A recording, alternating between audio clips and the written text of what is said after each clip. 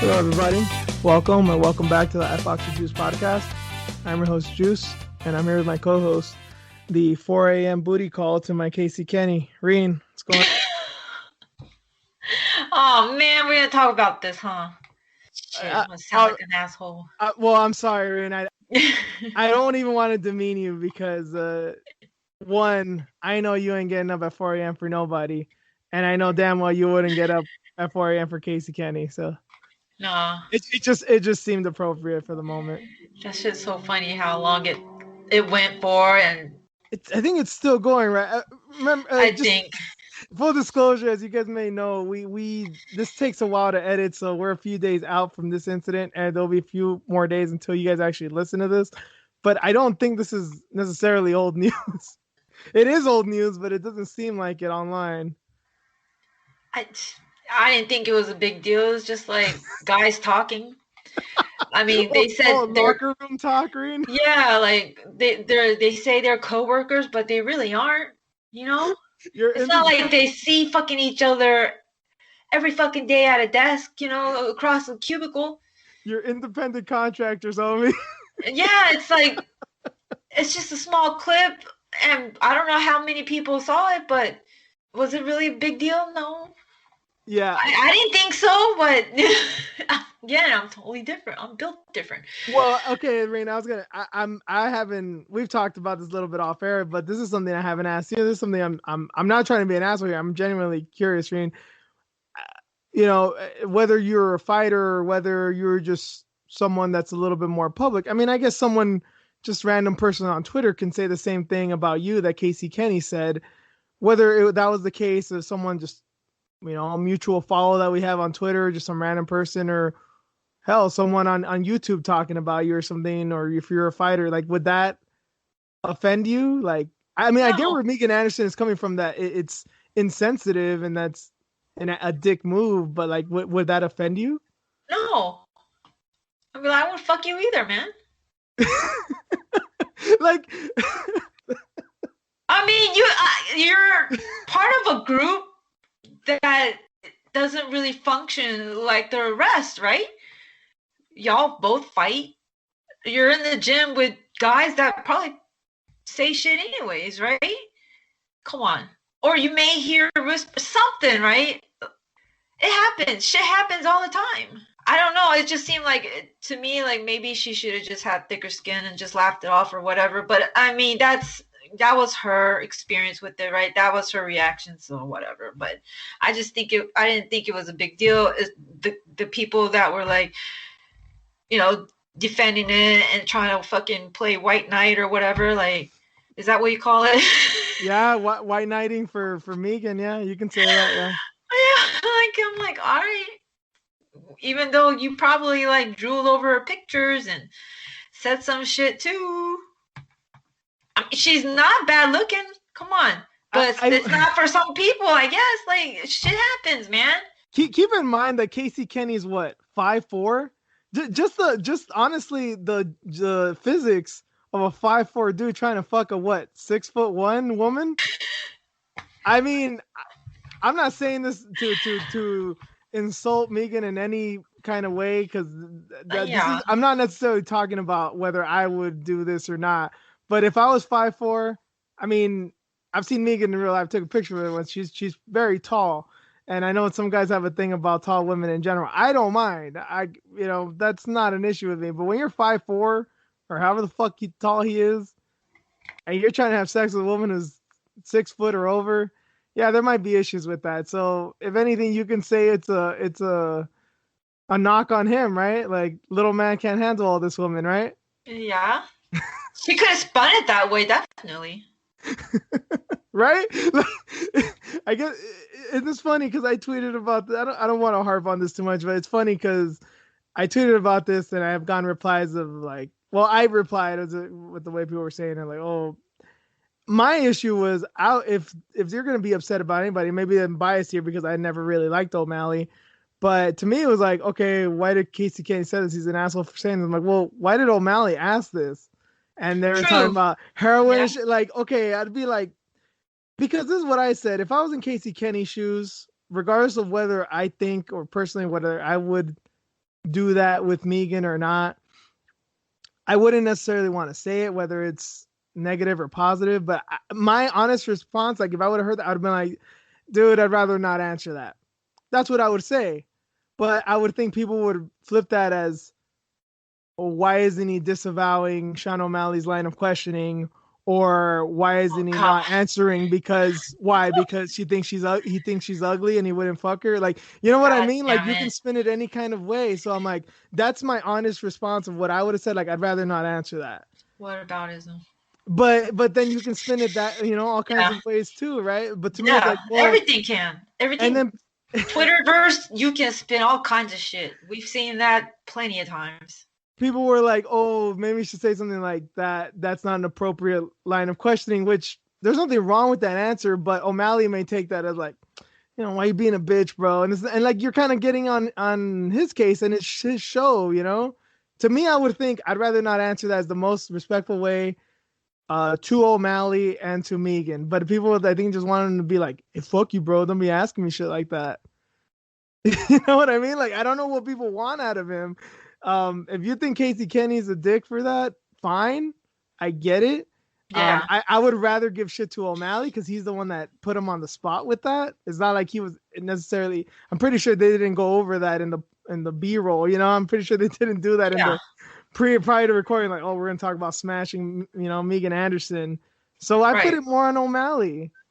Yeah, because it could have been live too and put him on the spot because I only saw that small clip and I think a lot of other people just saw that small clip. So like we judged Casey and then, sided with Megan due to small clip. Like, and then later on it's like, well, other shit came out and like, what about this and what about that? And everybody just spends it either way.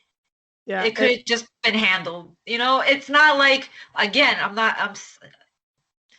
just saying, like, if they were really co-workers, you would be seeing this person constantly and it would be awkward. And yeah, you'd want like the UFC or whoever to like get involved. But this situation, it isn't the case. I think I saw that too from Megan saying something to that effect. It's, well, you're not in a traditional environment. So yeah. Plus, you guys aren't really co-workers. Yeah, like had she been a commentator or something like a Laura Sanko type, yeah, I would get be this different. a little bit more. Yeah. Yeah, because Laura Sanko's at every event, and yeah, you see her ring cage side, you see her in the backstage, and yeah, it's like, yeah, you're gonna run into her unless you're on the same card as Megan, which is a possibility. You're probably not gonna run into her. Right. Yep. Not saying it's right that, oh, you can say whatever you want just because you won't run into a person, but the whole hostile work environment thing is not necessarily the case in that. Yeah, that can't be played on the field right now. It's not it at all, man.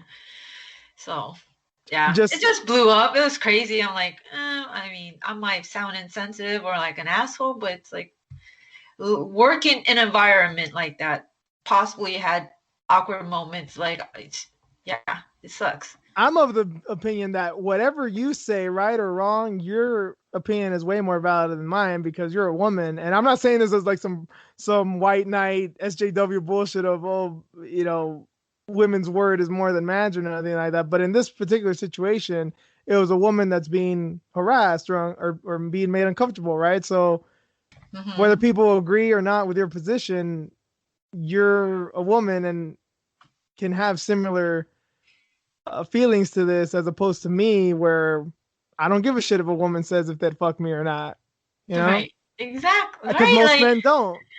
Nuts, man. Which is why I was thinking of this as soon as we started talking about this, like, for Megan to say, well, he couldn't handle all this woman anyway. She could also say like, oh, well, he said what?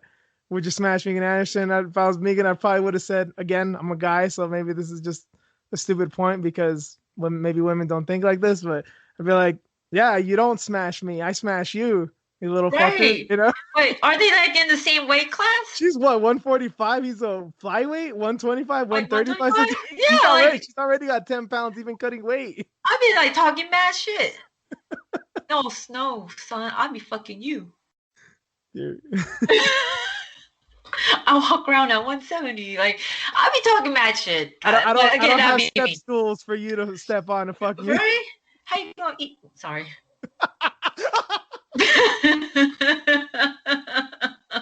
Like, see, exactly. Like, I'm totally different. I'm a But you know, different we're female. we come from the player hater school, so we're always ready to roast people, you know? Yeah. And you know what? If I get it back, I get it back. Like, it just makes it fun. Like, Gotta take it like you give it. right. Literally. There's right.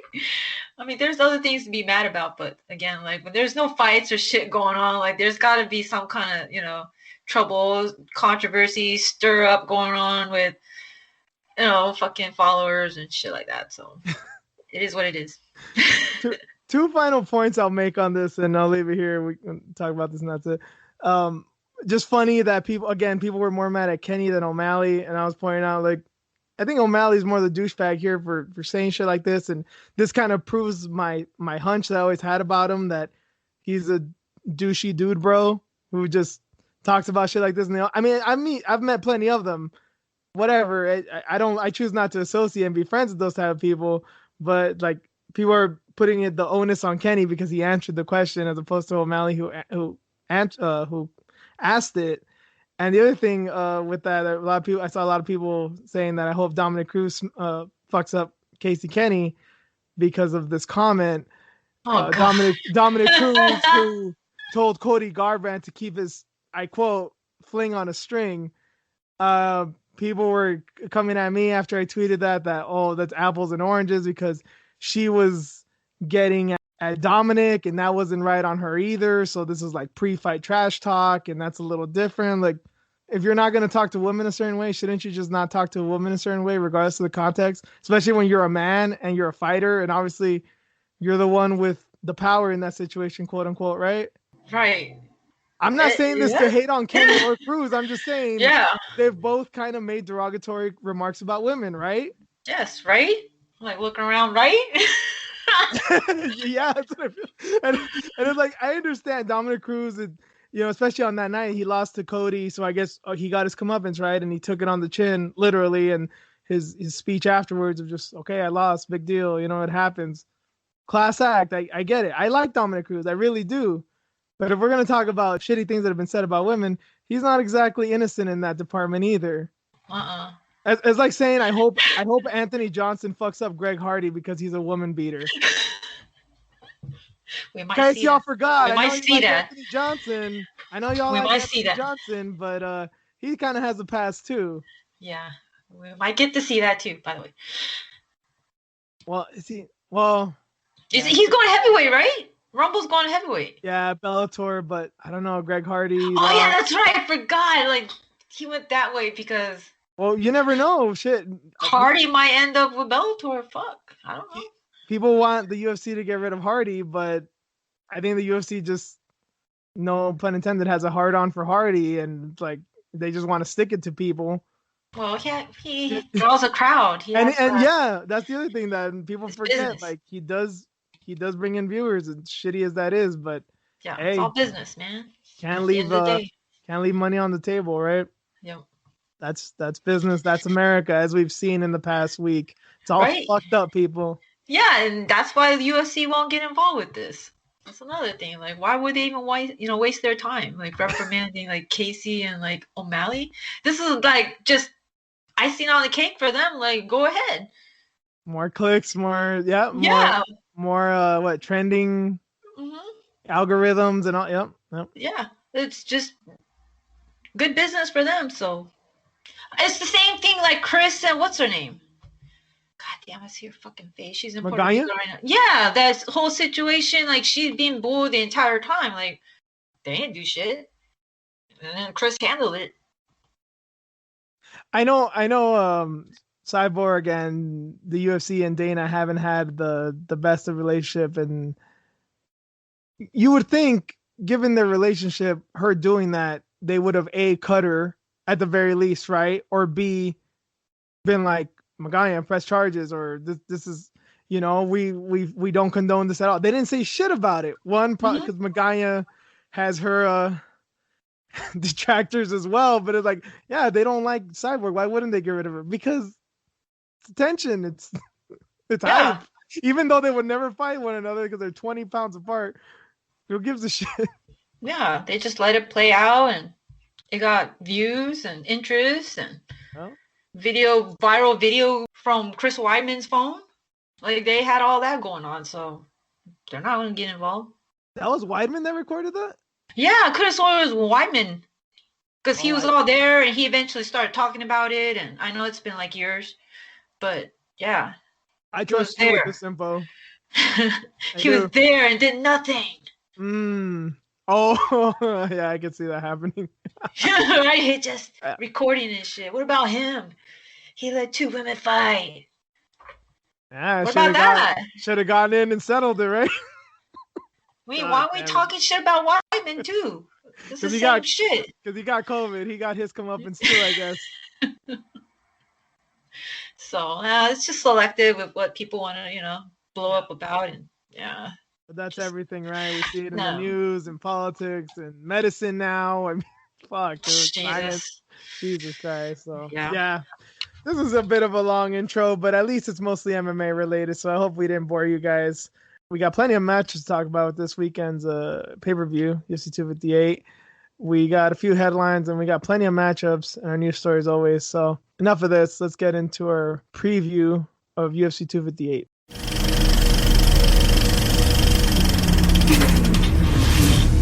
As of right now, they haven't really said the order of these bouts. So a lot of these are going to be kind of random. I'm not sure if they're prelims or not. But all the fights we found interesting, and there's plenty of fights that we did find interesting. First up, Bobby Green will be fighting Jim Miller. I think we say this every week with fights that we want to see. Like, it feels like this has happened, but Bobby Green's been in the UFC a while. Jim Miller's been there since its infancy. It feels like. It feels like they fought before. I haven't looked through their whole records because it's too goddamn long to go through. But I'm for it. This sounds like a really fun fight. Well, yeah, it feels like that too because Bobby fought Clay and Clay and Jim Miller fought too. And yeah, it just feels like we've seen this before. Yeah, like Bobby, he's been out for like 3 months. And prior to that, he was like basically fighting back to back every month. And then he took that loss. He's been out for a while. I think Miller, man, he's like win one, lose one. I did bet against him. Yeah, I picked against him with Roosevelt Roberts, but of course, like he subbed him in the first round. Yeah. So, and then his next fight, he went 3 rounds. But I think but that was a loss. yeah, he did lose against Vince Pichel. I think it was a kind of dominant win for Pichel from what I remember. Yeah, so he's tough. He's still like he can last. He still has his cardio. But Bobby, man, he's so dangerous. And now, like, he's taking this break. Like, I wonder how he's gonna, perform. Like before, he was performing, I think, off of like just momentum, positive energy, and also like trying to get money, right, to pay off his house. Like that's something positive in his life. Like fucking work hard for that shit. I think he did pay off that house like with his third fight in a row. So he had all that going for him too. Is Bobby Green gonna go down that Derek Lewis route of I got into fighting just so I can buy my house, and then he started making mad money and like, did we ever vote for Trump? Did we ever find that out? I don't know. I know he talked about I got to do this for my boy Trump, but knowing Derek Lewis is the same guy who just a few days ago, posted something on IG about real men don't let their women pay half the rent. They let them pay all the rent so they can focus on their rap career. Which is a hilarious post. But that's the kind of guy that Derek Lewis is. You never know what he's he kind of reminds me of Joey Diaz in that way, like, yeah, he speaks a lot of truth, but at the same time he talks a lot of shit, so you don't know what's real and what's not. Hey, it works out for some people. Like Connor and Dee. She was working, remember? And he was trying to start this fighting career. Isn't that the same thing? Oh, shit. Damn, you're right. Oh, he was on welfare. Come on You're right. now. I See? know I known a few people, not necessarily like firsthand. Like I wouldn't call them friends, but I've like trained with people. Yeah, I know this is a thing. This is a thing. I'm not passing judgment. If this is the thing, obviously, well, I want to say with Connor and D, it worked out, but I don't know if we can say that they're together. We'll say that, but I mean, if this is what people are gonna do, I can't judge, But Live your life, man. If it works out, great. You know yeah, where all the bodies are hidden, like all the secrets, you know it. But if I you will. don't, then you gotta live it up. Like just walk away. I will just say, as a man, I'm not gonna shame anyone for going this way. But goddamn, you better treat that woman right. It's right. You better treat her like the goddess she is, because she is. I don't give a shit how much she may weigh, or if she's got a snaggle tooth, or her clothes ain't all that. She's doing that for you. You treat her like a goddamn princess, man. Dude, I was thinking about that last night actually when I was working out because I have that UFC 205 poster Hmm. in my garage, and I was like staring at his fucking like face, like Connor, like what could have been had he just focused on his fighting career. You know, what could have been because he was, doing great, and then he started hustling, and more money, more problems, but during all that too, like he was never good to D. Like it's just so sad that he was never good to that girl. Who Oh, knows you if mean he's like still in? Dana White and Fertitas with the Ferrari and grabbing strippers' asses and all that shit? And the alleged cheating and the coke and the raping and the allegedly. Alleged rape. You know what I say? But yeah, like all that, like what could have been if he just focused on the fight game. I will just say, in these cases, D may go the way of Mackenzie Scott. You guys don't know Jeff Bezos' ex-wife. Yeah, y'all, when I hate the whole Yas Queen when people say shit like that. That's the only woman I'll say that to and like mean it, not at all sarcastically. So D may make out like a bandit, Yeah. allegedly. You never know. We'll Allegedly. see. Yeah. Yeah. Yeah. Anyways, but yeah. To get back to the fight. Yeah, I mean, just fucking Derek Lewis. See? Yeah. I'm gonna blame Derek. Oh yeah. So this fight, yeah, it feels like it already happened, but I'm still gonna go with Bobby Green. Like I know Jim is a tough motherfucker. He's a vet. They're only 3 years apart. He's not that old, but Mhm. Bobby Green he's just something else.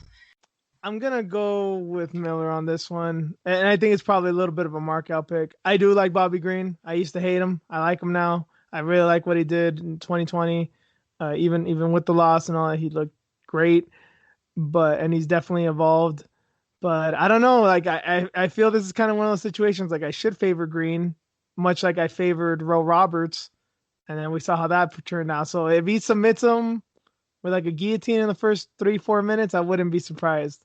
I'm not saying that's what's gonna happen, but I thought he would for sure beat Pichel, and that didn't happen. And then I thought he would for sure lose to Roberts, and that didn't happen. So he's kind of let me down and surprised me at the same time. So because of that, I'll just say he'll beat Green. I don't know how though.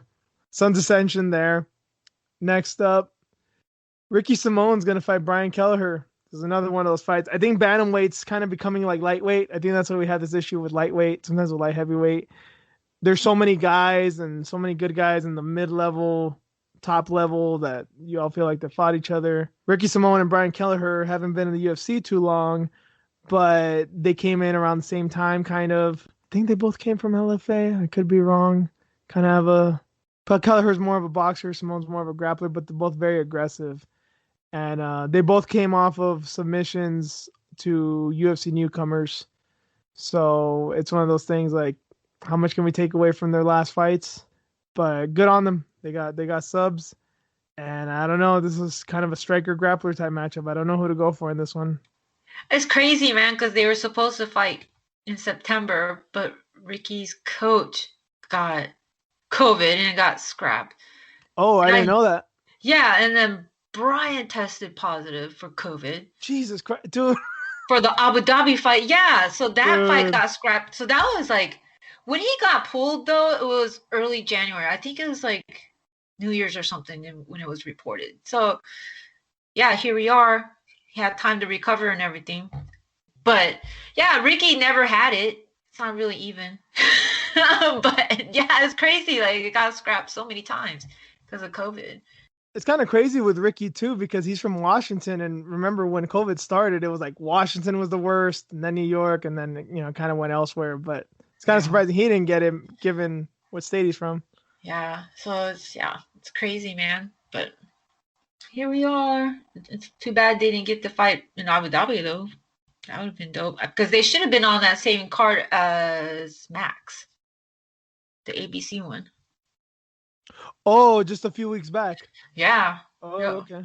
Yeah, but they tested him early on, so that they just like scrapped it, and you couldn't really tell, right? So because they had like such a good card that night, especially with Max's performance. But yeah, this fight, I'm not really sure.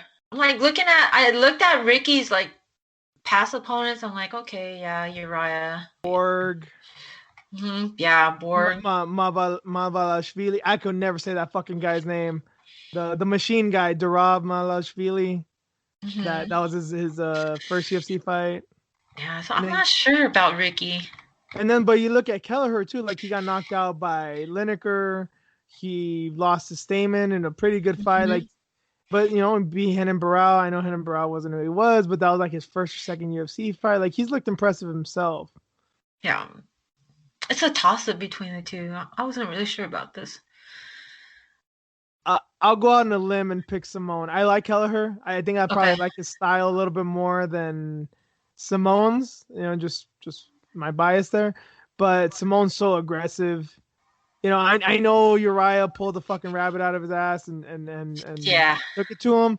But I don't know. Kelleher, I think given how wild he is with his striking, sometimes he like throws everything into his punches. I think Simone can capitalize on that and like slam his ass and probably beat him up on the ground. Okay. I'll just go opposite and root for Brian. I'll root for the white guy. Is Simone Mexican? I don't even know. I'm assuming he is. He's obviously Hispanic, but yeah. I guess I'll go for my peeps on this one. I guess. I know it's not like me, but yeah. So moving on. Jillian Robertson is going to fight Miranda Maverick. Ooh, okay. Jillian Robertson is one of these girls that I feel like, sometimes I'm right. Like she's going to get slaughtered and sometimes she does, but then sometimes she surprises. And, she was on a bit of a win streak last year.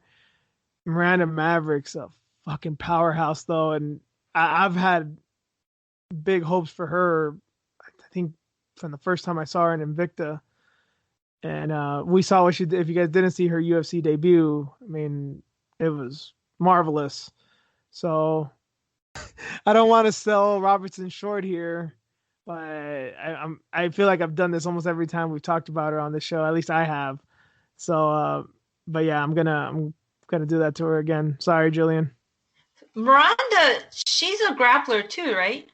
Yeah, I don't know how she started in martial arts. She's so young. I'm gonna assume she went like that Macy Barber, Rory McDonald style, where she probably just started training in MMA from the jump. But she definitely prefers wrestling and jiu-jitsu. She's definitely more a grappler than she is a striker. Dude, her striking was fucking phenomenal in her last fight. So, against Liana Jojua, that's seriously the best I've ever seen it. She's never looked that good on the feet. It's too bad we didn't get to see more of her because that was exciting. And then just her happened to be a super nerd and still going for a PhD and fighting too. I think she teaches as well because she's like an 8 or something. She's Jesus, man. She has an Asian work ethic, and I'm saying this as someone who's not Asian but I think even you can co-sign this. Yeah, I'm like, respect. That's why I'm like, I'm a fan. I'm like, oh, she's fighting Jillian. And I like Jillian too, but I just she can't seem to go on a good run, to show us really anything else. We know that she's a grappler, but on the feet, it's like, what else you got? Well, and here's the really damning thing against her too. Her last fight against Tayla Santos, Tayla took it to her. Now, I think you and I and most of the MMA world slept on that girl. Like we didn't even really know who she was, and she showed out in that fight. But she beat her mostly on the ground. Like she got dominant positions, grounded and pounded, and she just kind of stayed on Robertson, beat her at her own game. So that's not good. And Mhm. Miranda's also big and strong and a very good grappler. Oh, and then she also happened to outstrike a striker in Liana Jojua in her UFC debut. And well, she didn't break her nose, but she might as well have because that was fucking frightening. So you got Yeah. a lot to worry about. Yeah. And yeah, there's a slight height difference, but Miranda has a reach, and her movement is just fucking. You can't say anything bad about it. And Jillian is like, what you got on the feet? Like, we know you're gonna take her down, and I think she knows that too, of course, right? Like, she has to know that. It's crazy too with Jillian because doesn't she train at Top Team? Yeah, still under Like you Thomas. got Joanna, you got Loretta, you got what's her name? I mean, they have so many. Well, Amanda, Yeah. Ansara. You got amazing strikers. I'm not saying this to shit on her. I mean, I know people have their flaws and people have their. I'm not gonna make a grappler a striker if that's what you're comfortable with. But yeah, just in that realm, it seems like she's still kind of like in her infancy. Yeah, and she gets like one-on-one time with Thomas, so it just frustrates me. That's right. She's one of Dean Thomas's girls. You're right. Yeah, and Yeah. Thomas is you can tell Dean Thomas takes care of his students. Yeah, so I'm not sure. Like, I like her a lot too. And like, come on, can we see more of you? But yeah, I'm gonna have to go with Miranda. You know, Yeah. just due to her previous performance and where she wants to be, and what she's done to get there. Yeah. Of course, I'm going with Miranda too. Like I said, I've been a big fan of hers for a while, and all the more props to you, Miranda. You get the Asian work ethic seal of approval from an Asian. So I know, for real, man. That's respect. yeah, you are insane, woman, and I mean that in the best possible way. Seriously, all the respect in the world. Another women's MMA fight: Polyana Viana and Mallory Martin. I don't think there's anything in. I mean, I have many moments in MMA that I was elated, I was shocked, I was jumping up and down and screaming my lungs out on it. But there's very few things that are as powerful as Mallory Martin's last fight. And I don't mean to keep this short because there's stuff to be said about this fight, but I don't really know I don't think I can do anything regarding the fight justice because full disclosure, I've liked Mallory Martin for a long time.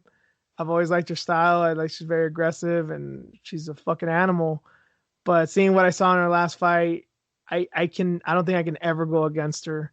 I mean, there's so many good. Okay, maybe if she fought Wiley or something, I might go against her. But she's probably one of my favorite fighters to like root for. She's like on that Kat Zingano level of like, I got you. I'm with you.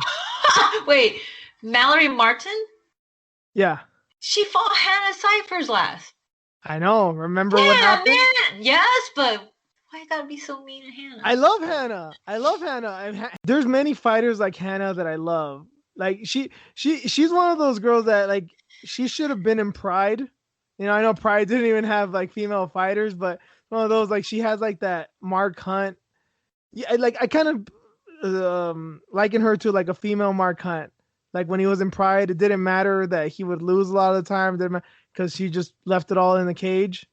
And people, the Japanese had that respect for Mark Hunt because he just went out and fought every time.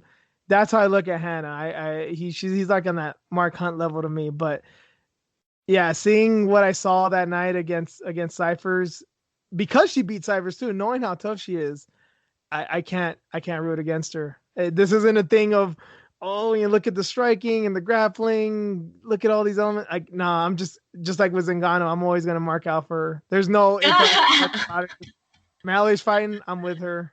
I am with her, straight up. All right, all right. I'll go opposite.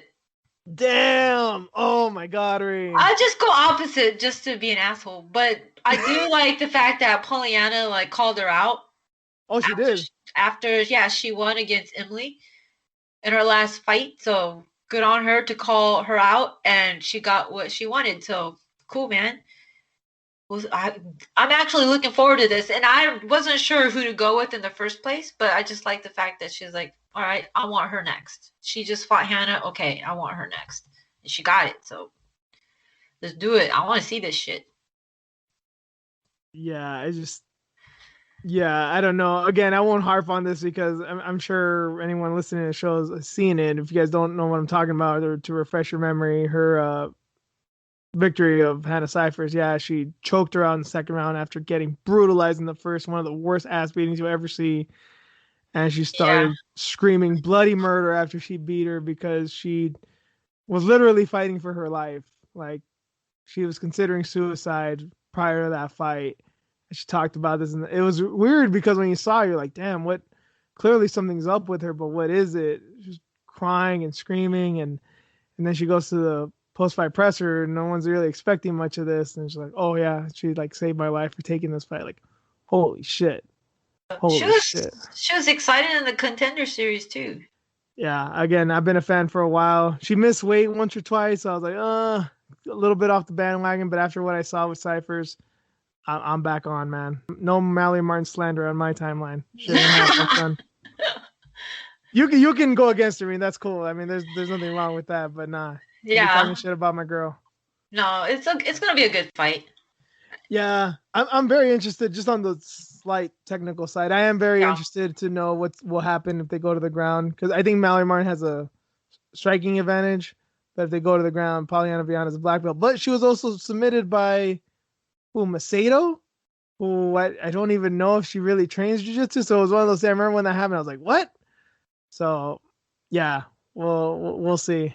But then she submitted Whitmire, who's very good in jiu-jitsu in her own right. So I don't know, maybe that was just a weird hiccup. So I'm very interested. Very interested, but Mallory Martin all the way. But next up, I'm pretty sure this will be on the main card because of the names involved. Pedro Munoz is going to be fighting Jimmy Rivera. Pedro Munoz recently lost to Frankie Edgar in a very, very, very close fight. Rivera last beat Cody Stamann. I remember seeing that fight, but I don't necessarily remember how it went. With Jimmy Rivera, I remember him beating Uriah. I remember that was like his coming out moment. And then I remember Mariah's head kicked him.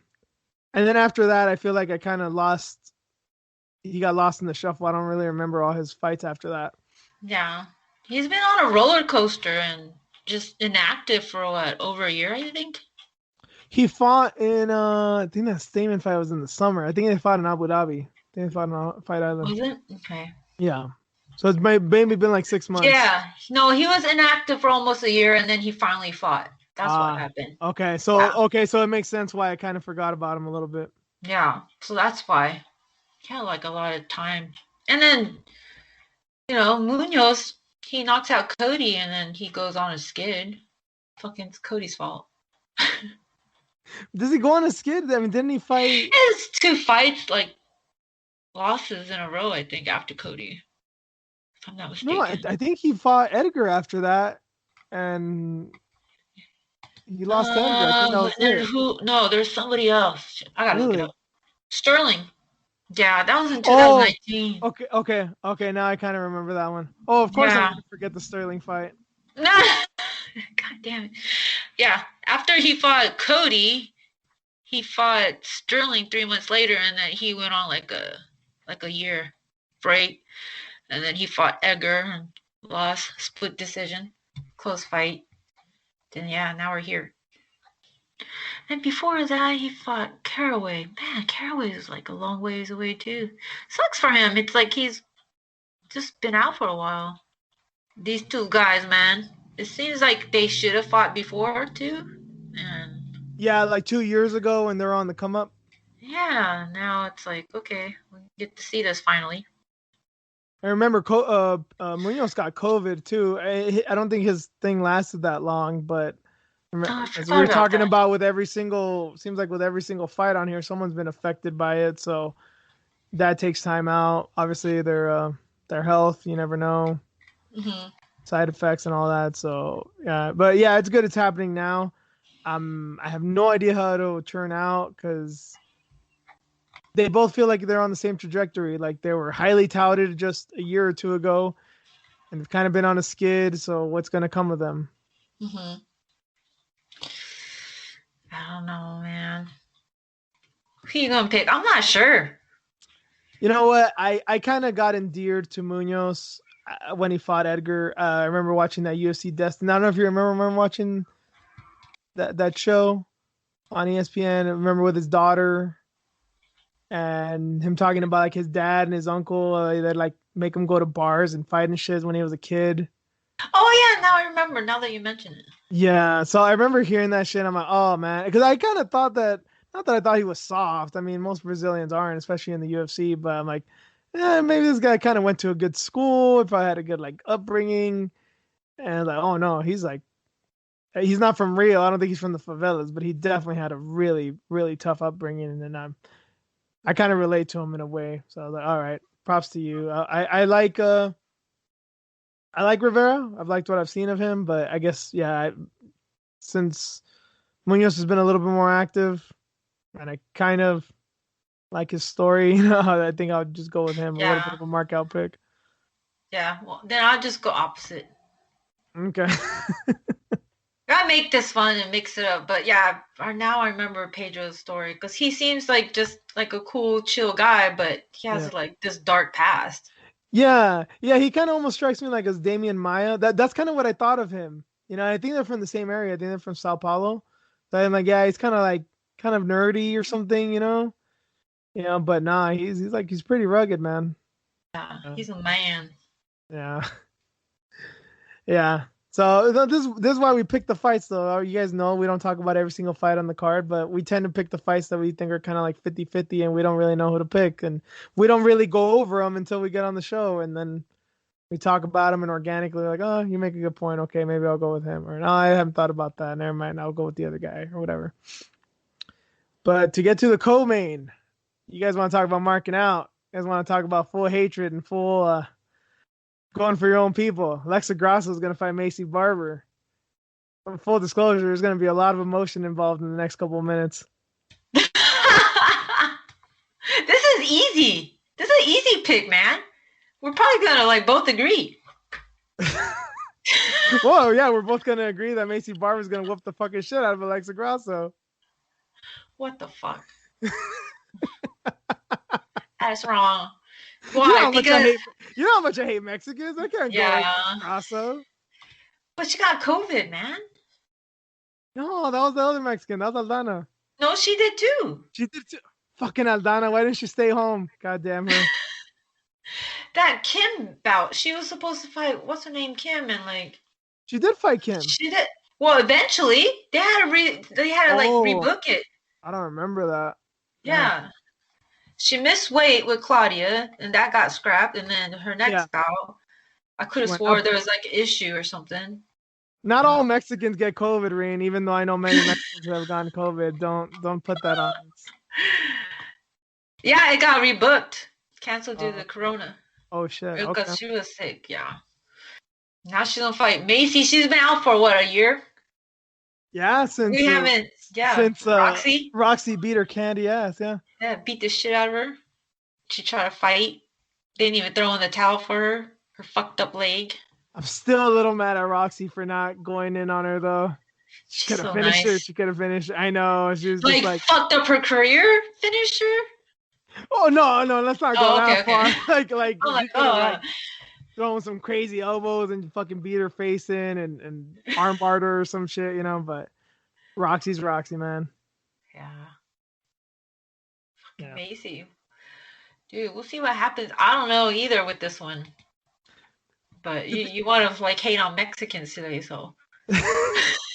To be fair, and this is probably as nice as I've ever been to Macy Barber.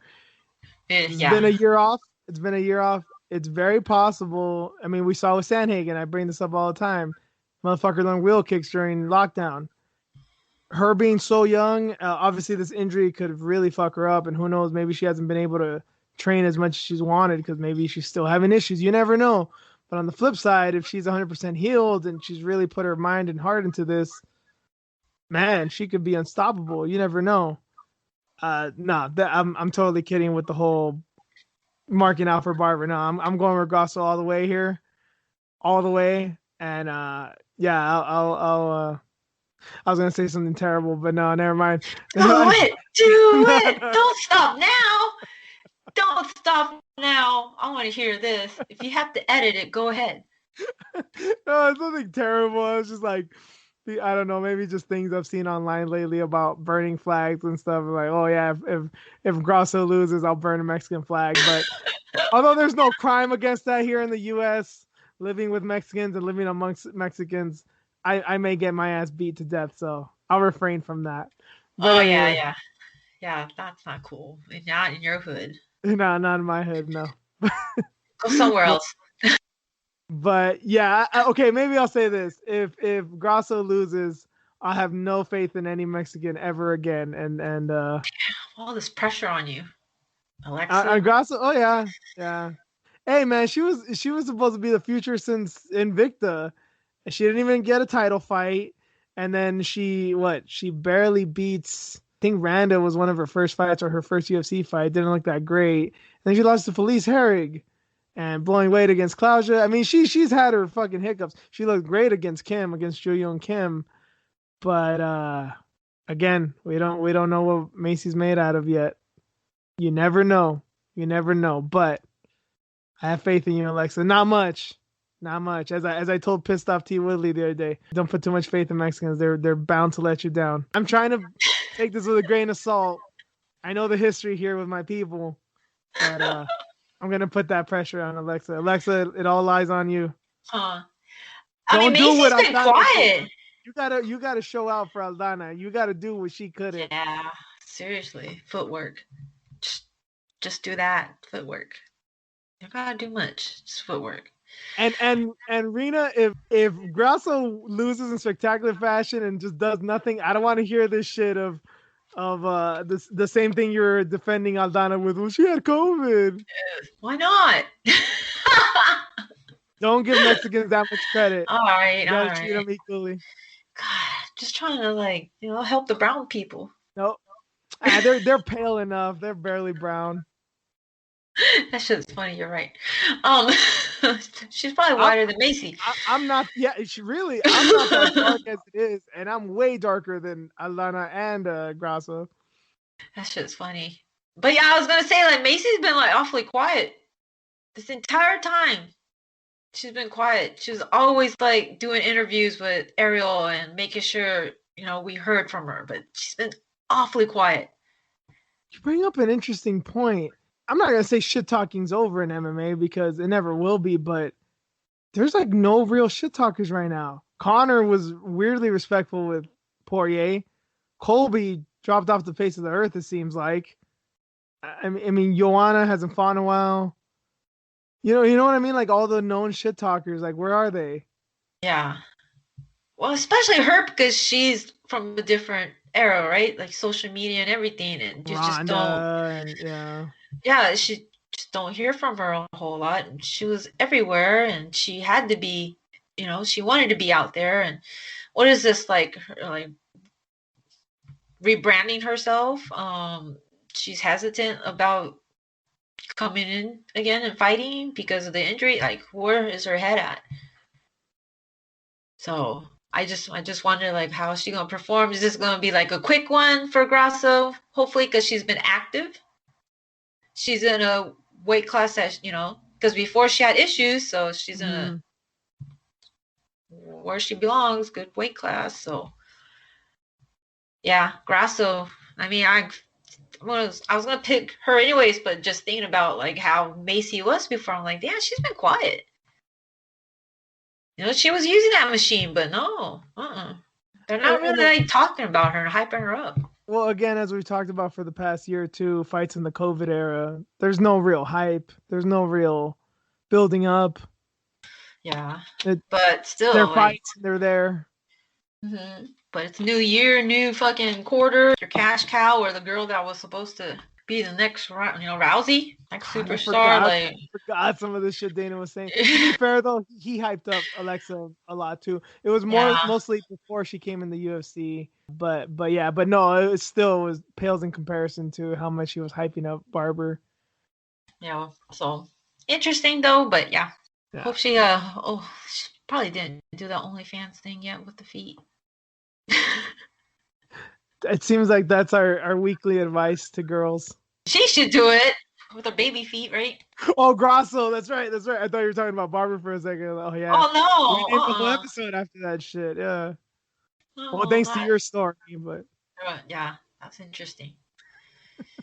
You might see an OnlyFans account soon with my feet. I don't know.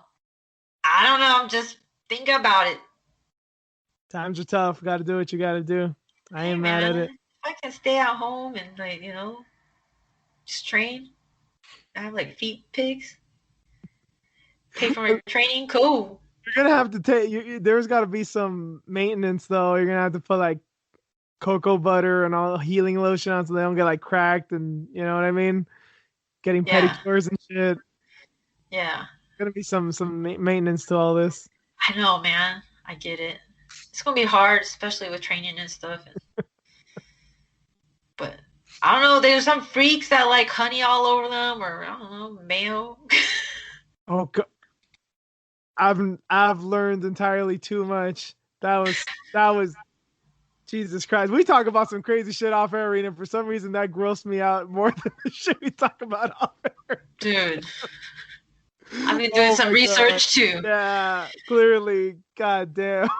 It's interesting. Why I'm people like, are word? I'm like, really? The word? This works? All right. It's just feet? Cool. I'm gonna show my face or my titties? Yes. All right. Oh my god. There's some freaks, man. There's some freaks, Clearly. man. That's just like one level. There's others. And you've been ahead of the curve. You've known this clearly for at least 20 years, so. True. Jesus. We didn't have social media back then either. Yeah, you found this out literally firsthand on the street, so. Yep. Yeah. Yep. Moving on, folks. Main event time.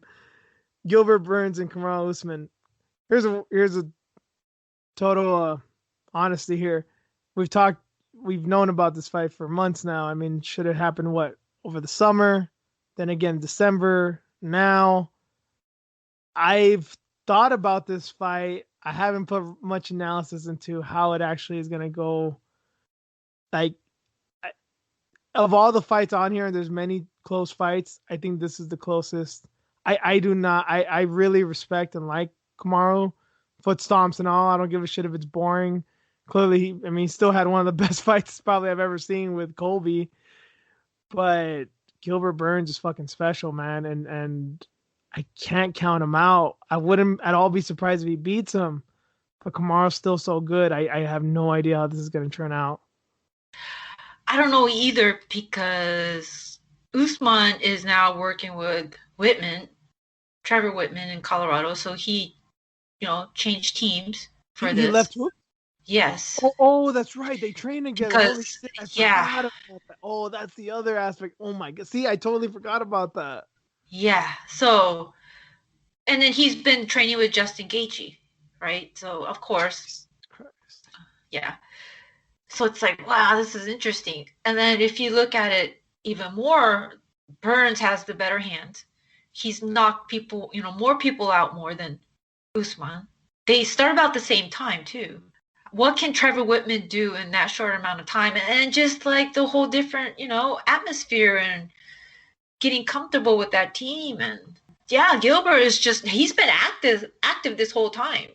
Not just MMA, but like grappling bouts. He's like constantly going. He's a fucking machine, dude. Look what Trevor Whitman did in a month with Justin Gaethje against Tony Ferguson. Yeah, true. You have a good point too. But the thing is, obviously, Hooft knows all of Usman's tricks, and why wouldn't he divulge? They've trained together. Burns knows his tricks too, but Hooft is a coach. He looks at shit differently. He drilled these things with Usman. He kind of molded him. Yeah, they train together. They already know how the filling out thing, the grappling, like all of it.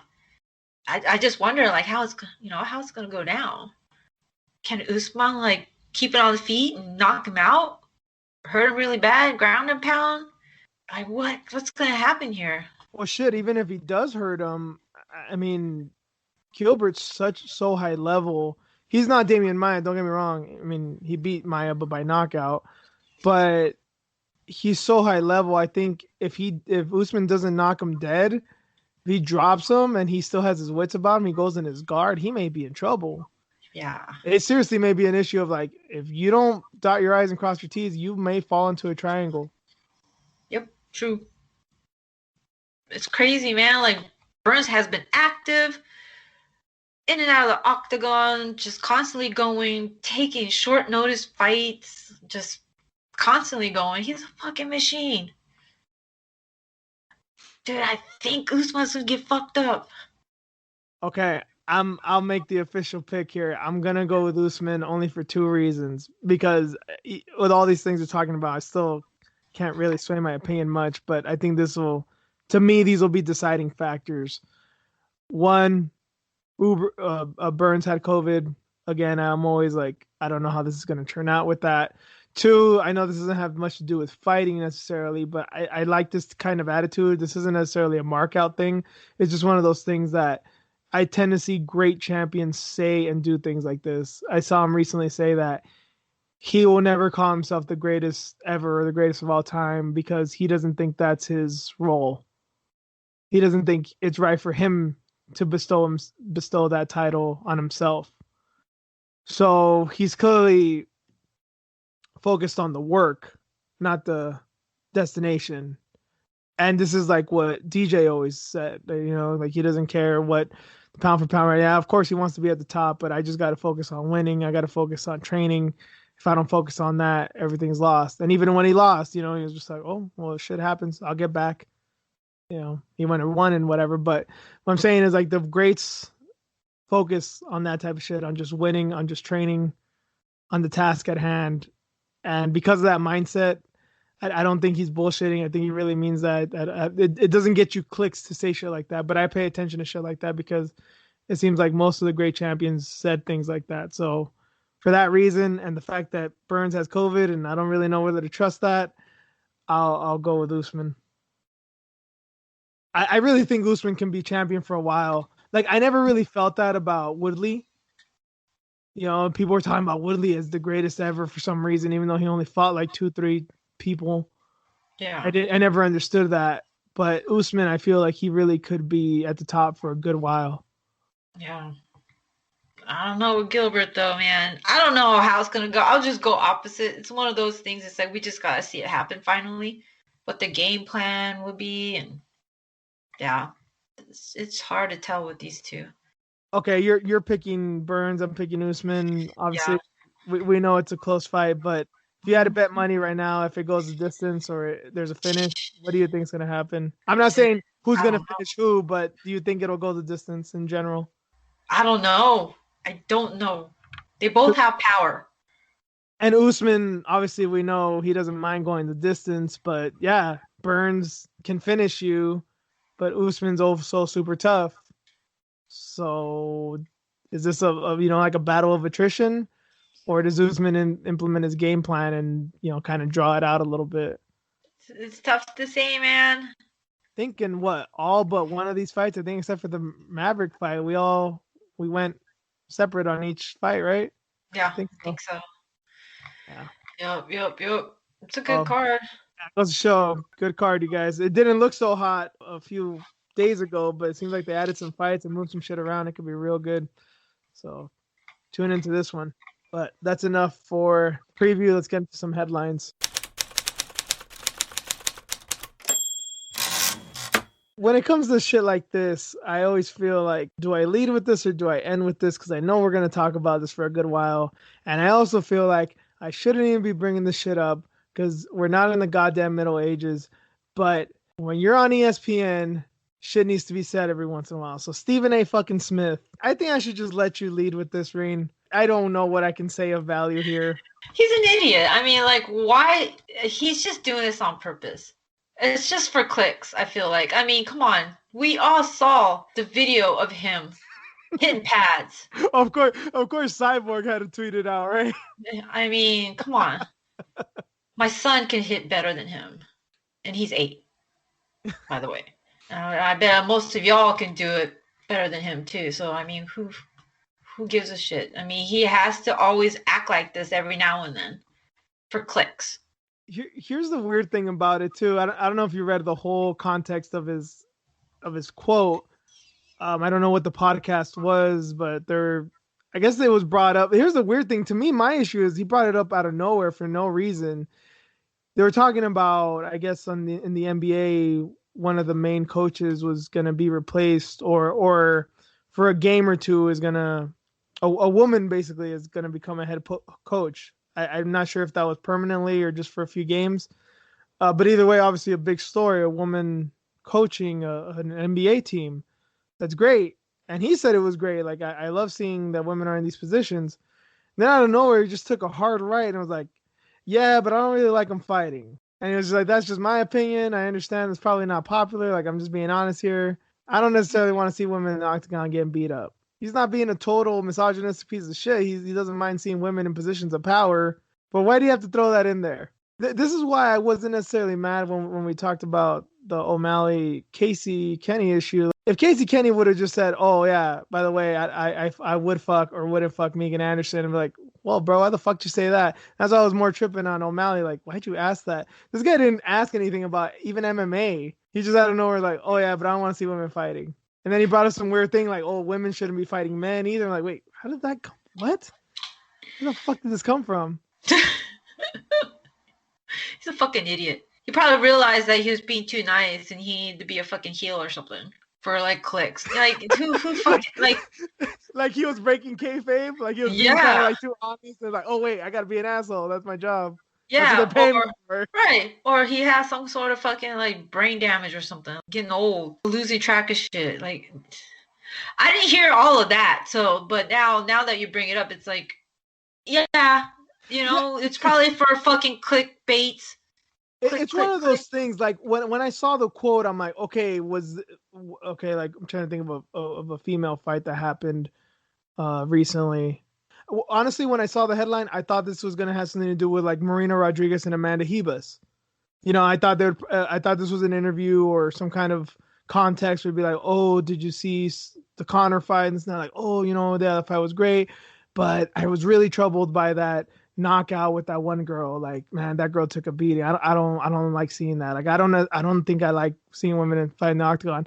I wouldn't be in favor of that, but at least I'd get where the context came. Like, oh, okay, they're kind of blowing this shit for headlines of like, okay, he didn't like seeing a woman get beat up and it kind of troubled him, so that's why he said it. Like, no, this had nothing to do with MMA. This had nothing to do with women fighting in general. He just said it out of nowhere. Like, that's when I was like, man, fuck this guy.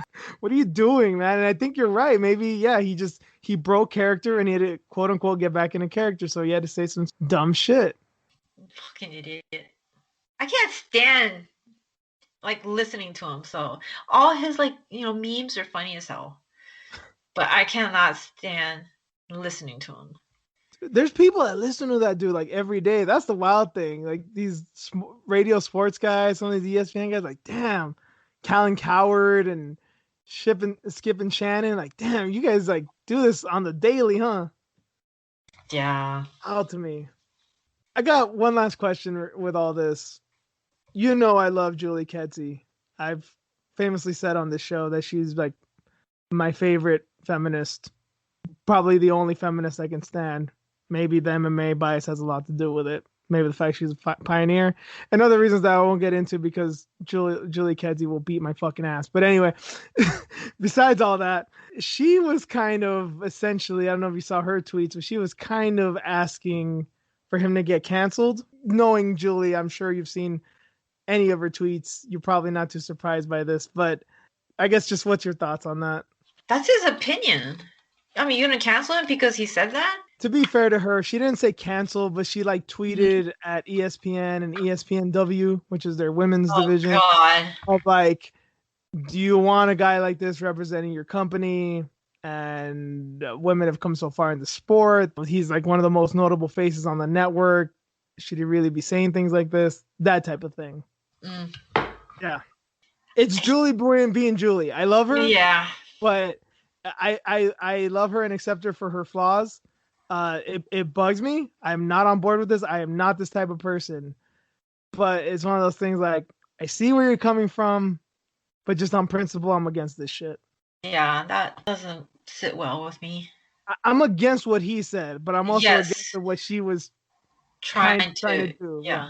Yeah. Yeah, yeah. And again, like I get it with Julie, she's a pioneer. The work she's done with Invicta on the commentary side, on the management side, on all that shit. The woman's done incredible things for the sport. Her fight with Gina back in the day. I mean, all the respect in the world. I don't give a shit if you are disgusted by Julie Kedzi's politics and her views on society and gender roles and all this shit. You got to respect her for what she's done in the sport. But I mean, this is going to fall on deaf ears anyway. I think Stephen A. Smith brings in a lot of views clearly, but it's just like, girl, what are you trying to do? Yeah. This isn't going to work. But I Yeah. will say, for to me, the most damning thing with Stephen A. Smith is like, dude, you got Caitlin Young and Tim Kennedy of all people agreeing. They basically both simultaneously said, "Shut the fuck up." When you get people that are that far off on the MMA side to just be like, "Bro, just keep your mouth shut." Like, yeah, you done said some real stupid shit. Yeah. I just don't take the dude seriously. Yeah. We shouldn't be taking this shit as seriously as, some people, reacted to it. Thank God he's not always on, right? And this is the type of shit he's been doing for years. That's why he's still on ESPN. Because of views and clicks. This is what they want. So you tried it, it didn't work. It ain't gonna work, right? It sucks, man. Like, I get it. I get where she's coming from, but Yeah. did he really say something that bad? Yeah, Julie, you're again all the respect in the world to you in the sport. You're a legend in my eyes, but this is realms apart of notoriety, popularity, recognition. Yeah. Yeah, I'm sorry, girl. It's like you're making me like fucking like defend this dude at the same time. Like that's how it Right? feels like. Well, that's what we do here. There's fucking nuance. This ain't Twitter. We're just, just pick right or left, pick up or down, pick black or white. I gotta drink some water. It's like this too much, man. I'm like defending Smith. Because yeah, for all her flaws, this is the type of shit that Julie Kedzie brings out of us. Again, I love the woman, but she ain't perfect. I will say though, just to I was bringing up Dominic Cruz earlier in regards to the Casey Kenny thing. Maybe people forgot about this too, but in regards of women fighting, remember, Islam Makhachev is still on the UFC roster. This is a guy that after Wiley Zhang and Joanna Jędrzejczyk said, women fighting, bleh. Right, yeah, exactly. That's your, well, she's not with the company, but coworker. Yeah, right? We're going to go back to the coworker thing, right? Right. Coworker, yeah. That's wrong, man. Yeah, I'm more offended by that than Stephen A. Smith, fucking nobody who doesn't know shit about fighting, saying some stupid shit. God, that video. I hope he improved at least since that video. I sometimes wonder if he can really like throw some fire combos, and he was just doing that just to troll. It's like one day he's gonna post this video, he's just gonna be looking like Mayweather, Yeah, like I hope, because he was an athlete before too. So like, I hope. Oh yeah, I didn't even know that. Yeah, but yeah, fuck this dude. Like, we're done. We're done. Yes, thank you, Rain. We're done. But speaking of Mayweather, he was in the news a bit. I totally forgot he was supposed to fight Logan Paul. And I was only reminded because that fight's been postponed, seemingly for no reason, and to a date to be announced. I don't know what more else to say about it because I guess this is only speculation, but that is something that happened. I thought they were still trying to hash things out. Yeah, well, remember. I don't think they've done an official date. Apparently, they've sold like pre-orders of the pay-per-view. I guess this company, I don't know what the company was that was gonna show the pay-per-view. Was like, if you buy it right now, if you pre-order, you could get it for like $25. But if you get it the week of or day of, it's gonna be like $70. So they're trying to be sly with that shit. But now since it's been to be announced, it's like, okay, are you just gonna honor that whenever it happens? You're still gonna keep that price, or are you gonna start giving refunds? Because remember, it's COVID, the economy's fucking tanking. You're really gonna go on a limb like that? Damn. Yeah, that was the weird thing to me was the whole pre-order thing. Like, okay, now we're getting to a business angle. Mayweather's involved. You know, he takes a giant cut of all that, and then Logan Paul too. Like, I totally forgot that fight was supposed to happen though. I guess I just never took it seriously. It was one of those things. It was kind of like when Mayweather fought McGregor. I was kind of like, I'll believe it when I see it. I didn't really believe it until like the weigh-in. I was like, oh, okay, now it's happening. That's kind of how I'm going this way with the Logan Paul fight.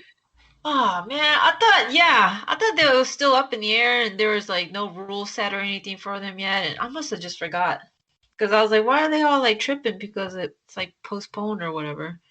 I think the thing they said was that it was going to be an exhibition match, which no shit, Yeah, yeah, similar to the tension fight, I believe. But I think there was things to be hashed out still. That not everything was official, but still they just like postponed it. Maybe it was a thing of that. Just they couldn't come to agreement and said, "We'll get to this later." right. You know, we got two celebrities that want to fight, so. And I guess like Floyd Mayweather wants to fight 50 Cent now. Something else came out. God, are they still? It's been like a 10-year beef. Let it go, people. Let it Yeah, go. yeah. So These are two guys that I'll never forget this. I used to watch the 24/7 back when Floyd would fight, and you might still see memes and gifs of this. There was this video of one of the intros of the 24/7s, 50 and Floyd, because they were like best friends at one point. They had stacks of cash and they put it up to their ear like if they were on the phone. And they're like, "Oh yeah, what's up, 50? Oh, nothing, Floyd. I'm just here chilling. What's up to you? Oh, you know, just making millions. Like just the stupidest shit on earth, holding up fucking stacks of bills to their head. That's all I think about whenever I think of 50 Cent and Floyd Mayweather. That's the only image that comes to my mind. Was that they put that on TV. oh Lord. Yeah. Wow. I don't know, man. So his brother's fighting Ben, though, Askren. right? Yeah. Yeah. I always get them mixed up. Jake and Logan and Why wouldn't you? yeah, white people, they all look the same. Those motherfuckers in particular, they look like the most generic white people ever. Sorry, yeah, whites. Although I think any white people that listen, I feel like for some reason I feel like all of our audience is mixed. I think like the one or two white people that listen to us, like, yeah, I'm pretty sure they won't be offended by this regardless. yeah. I hope not. And if you're first time listener, like I'm a half grade, so Get on the phone. sorry. Just to let you know. PSA. Yeah. Don't Disclaimer. worry. Whatever color you are, we'll talk about you too. Yeah. So yeah, I don't know what's going on with this postponement, but like, yeah, when I was looking at this earlier, I was wondering, is Mayweather worried about getting hurt? Because Logan Paul is kind of wild, and there's a potential of that happening. That's funny. You said that reminds me of Fedor. Fedor in Pride said he would never fight Bob Sapp. I don't know if you knew that. No. Fedor said Fedor is 10 times the fighter that Bob Sapp ever dreams he could be, especially back in that day. But I guess that fight that Bob had with Nogueira scared the fucking shit out of him. I'm not saying Fedor was scared of Bob Sapp. I'm saying he saw how wild and reckless and just what a brute Bob Sapp was, and like, fuck that. I'm not gonna risk my career fighting that guy. Like, it ain't worth it. Yeah. Crazy, Yeah. right? Like Fedor, like the tough, he was like the toughest man in MMA forever. And he's like, I'm not gonna fight the football player. Yeah. Yeah. Somebody that's not trained. Yeah, it's Right? But then it's again, risky. Bob Sapp beat Ernesto Hoost twice. Damn it. Yeah. Twice. Crazy. In the most hilarious fashion ever. I will say this to the day I die. Whenever I'm depressed, whenever I'm not feeling good, I go on YouTube and put that fight on. And I laugh my fucking dick off every time. Every time. It's never not funny. It's depressing in a weird way, but it's also funny as fuck. Oh god, I gotta pull it up right now. Oh, we'll watch the shit afterwards. We'll do like not even a live stream, but just watch it simultaneously and just laugh at the insanity of both of those fights. Anyway, though, yeah, moving on from that. I guess since we're talking about Asian MMA, let's get into the Asian MMA company, one championship. Surprise, surprise, they're still losing shitloads of money. I mentioned a few episodes ago, last episode maybe, that I was surprised that one is. I'm not surprised that one's hosting fights. They've kind of been doing it this whole time, but they have fans in the crowd now. I mean, they're only inches away from basically paying people to come to these fights. They give away free tickets, and even in the pandemic, I'm assuming that's probably still the case. So that's been happening lately, and yeah, this report came out by John S. Nash of Bloody Elbow that as of 2019, just in 2019 alone, they lost $99 million. Their total losses are getting like close to 300 million, somewhere around there. It's nuts, but reading this article kind of opened my eyes to something because they actually, I don't know if I've passed this when I've read previous articles by him or this is new information, or at least new information to us. They divulged some of the investors in it, and there's like big Indian companies, Japanese companies, but the main investor is China. And if you guys don't know, you should know, but if you guys don't know, there's nothing in China that's really private. If a Chinese company is investing in whatever the thing you have is, it's the Chinese government. And once I read that, everything just started making sense. I'm not saying this is someone who's like, be wary of China and they're taking over the world. I'm not coming in from this angle at all. I'm just saying China has their hand in everything. They have so much money everywhere from entertainment. I mean, they basically own AMC. They own a lot of the movie studios. They have so much land that they've bought here in the States and Africa. You've seen what they've been doing in Africa and parts of the Middle East. I mean, they have so much money they have in ports all around the world. I think there's a port in Australia, or many of the ports in Australia are basically like Chinese owned or leased, but they have their money everywhere.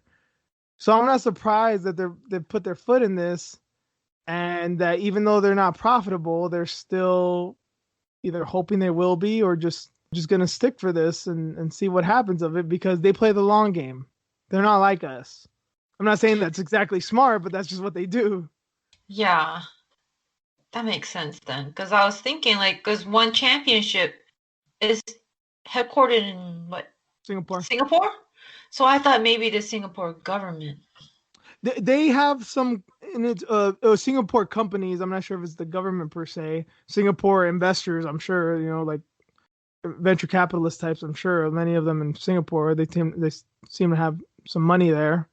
Obviously, companies in India. I get it. They have shows in India and Malaysia, Japan. All these. It kind of makes sense. But China has much to do with one.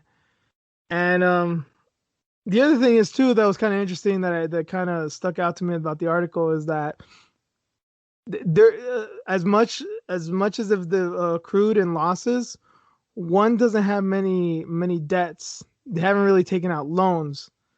So on its face sounds good because even the UFC, Bellator, all MMA companies, most companies in general, especially here in the United States, have some kind of debt. One doesn't have that. They just have a shitload of loss. But the thing is, it's all backed by investors. Usually when, especially here in the States, they go into bankruptcy, they start liquidating. Okay, you'll get 3 or more shows. Okay, by the end of the year, so-and-so company will be no more. With the way that they're going, don't be surprised if one does go out of business. It's going to literally disappear overnight, I think. Because it was only going to take so many investors to pull out, and then there's just no more capital. You can't do shit. If there's no money, you can't run a show. You can't, you don't have any debts. You don't have any line of credit. When you have lines of credit, although you're beholden to the banks are kind of beholden to you too.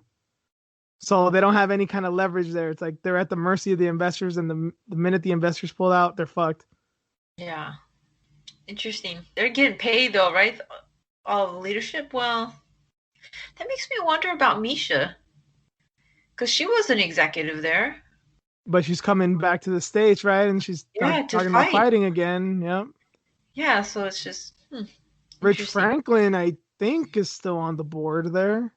Rich Franklin was one of the first ones to go over there. He's been there for years. I think he's still there. Yeah. Fucking China, man.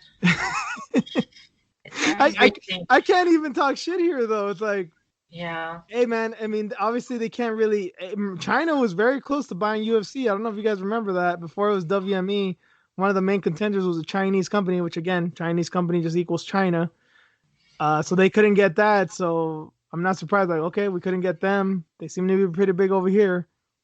Let's get in there.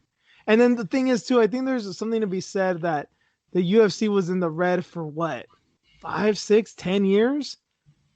I mean, they never made money until Tough. It was like I think Mhm. like a decade of just debt. So and then in the article, Chatri says I think they're a year away from becoming profitable, which is like, yeah, that's laughable. I guess miracles have happened when you look at Tough.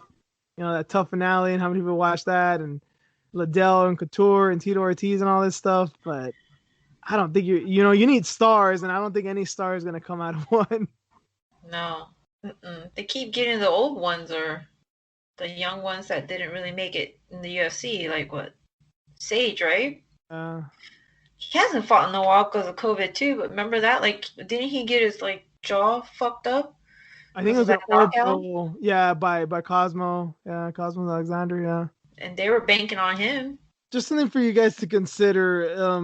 Yeah, don't have hope in one. I don't know why anybody would, but I think we're also, if you're listening to this in the States or even in the Western Hemisphere, this isn't like we do business. But at the same time, you can't bleed out money forever. So if the news comes out next week that one is done, best believe they're done, and they will probably not even have a final show because once investors pull, nothing can be done from there. You're at their mercy. So yeah, it's just gonna see what'll happen.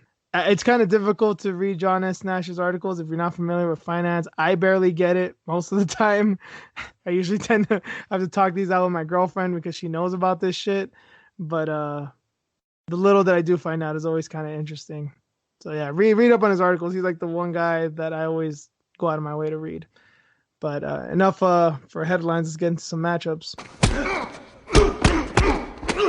First up, well, we were talking about Hannah Cyphers earlier. Hannah Cyphers is out. She was supposed to fight Emily Whitmire. We talked about her earlier too. But Emily Whitmire is now going to fight Sam Hughes. To be honest, I don't know if I read the whole story. I don't know why Cyphers is out. I hope it's not COVID, but obviously can't rule that out. So Emily Whitmire and Sam Hughes. Shit, I'm trying to remember who Sam Hughes fought last. I can't remember either. I know someone like I know she got her ass kicked, but it was on a short note. Oh, Tisha, because Tisha Oh, was what's supposed to it? fight. Yeah, Tisha was supposed to fight Angie.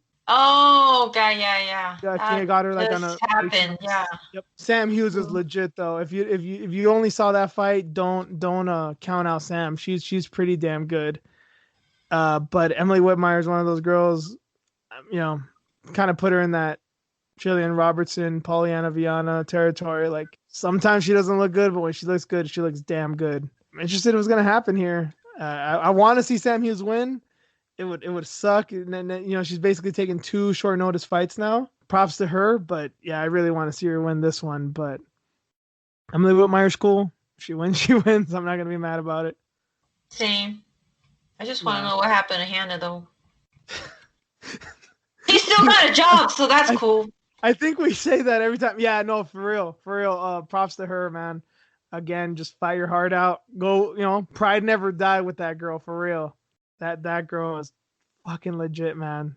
Can't measure that girl's heart, seriously. Yeah, that's supposed to happen in UFC Vegas 20, February 27th. So be on the lookout for that. More fights for UFC 260. We'll start with one of the weird ones. Jessica Penne finally returning from what, 3 year suspension, 4 years maybe, with USADA. I don't know, man. She's been out for so long. Like, yeah, yeah. Like, it's been so long, and the I like the don't. last memorable fight was her and Joanna. And she had more fights after Yeah, that, but I can't yeah, for the life of me remember them. yeah. Right? Because it's been a while. Yeah. Oh, she fought Danielle Taylor, which she's a tiny one too. Dude, Danielle Taylor's been in Invicta for like 3 years. That was 2017, and she lost to her. There you go. Almost 4 years now. Jesus. Yeah, dude. And she's gonna fight Hannah Goldie, who also hasn't fought in a good while, and she's been very busy on the OnlyFans. I'm sure some of y'all guys probably got descriptions to that. Got a mean old boob job in the meantime, but hey, props to her, I guess. Gigantic. This is like beyond like Rachel Ostovich territory. Like, damn, this is gonna be a struggle for you to fight, I think. But what do I know? I'm not a woman. Damn, dude, she had a 4-year ban. I think so, but then it got reduced. What, like 12 months, 18 months? Like, but still, it's been like 3 years. Yeah, and then remember there was that thing like that, the biological passport. She was saying tainted supplements, and then some other shit came up. I don't know. Yeah. It was a weird thing. And then did she rat? Why did she get reduced time? Yeah. Well, Wikipedia didn't update anything. They don't give a shit. That's why. Like, Wikipedia is usually on it with updates, but no one gives a shit about her. So, sorry, Jessica. And Hannah, because I don't even know many people that barely know. I'm pretty sure they only know her for her IG and her OnlyFans. So I guess we'll see. Maybe the winner of this fight shows out, and well, Jessica Penne has a OnlyFans too. So maybe the winner of this will get some more subscribers, put more money in their pocket. I ain't mad at it. Make your coins, girl. Especially you, Jessica. Damn. Yeah. Now, for her, it's been a while, right? Yeah. I think she was Ubering for a while too, if I remember correctly. She was doing that. So, hey, it's tough out here for a pimp. Yeah. I will call her a pimp. I will not refer to her as anything else because she's hustling. She's making her money. So and she's taking it from men. So yeah. Oh, mostly men, I assume. But anyway. Next up, we opened the show with Sean O'Malley, kind of. And now we're going to talk about him here. He's going to fight Tomas Almeida. Tomas Almeida, I don't really remember the last time he fought either. Jesus. I know he got knocked out. He got knocked out by Rob Font, I think, a year ago, maybe 2 years ago now. This is the last time I remember. And Sean O'Malley still hasn't fought since the Chito Vera fight. I know people still have high hopes for O'Malley, that was like some weird fluke. And he's still going to be the chosen one. But I'm not sure. Almeida was that kid too. Yeah, exactly. That's the weird thing. It's like Almeida was this kid, and that's the thing. Should he beat O'Malley? I don't think he's like, oh shit, he's gonna be the next champion again. I don't think so. But if O'Malley beats Almeida, I don't think that tells us that about him either. Mm-mm. Even if he knocks him out, because Almeida's been knocked out a few times now. So yeah, interesting. Still want to see the Chito rematch. I know that'll never happen probably, but I want to see it. Yeah, but this is interesting. Like, similar styles, young, similar story. Yeah, it's interesting. Yeah. We'll see what happens. I don't know. He might say some bullshit on his podcast and people want to cancel him. So tweet to fucking like ESPN and shit. Keep. I'm assuming, and I hope Julie Kenzie is probably blocked or muted Sean O'Malley. You know, but if she hasn't, please don't tweet this her way.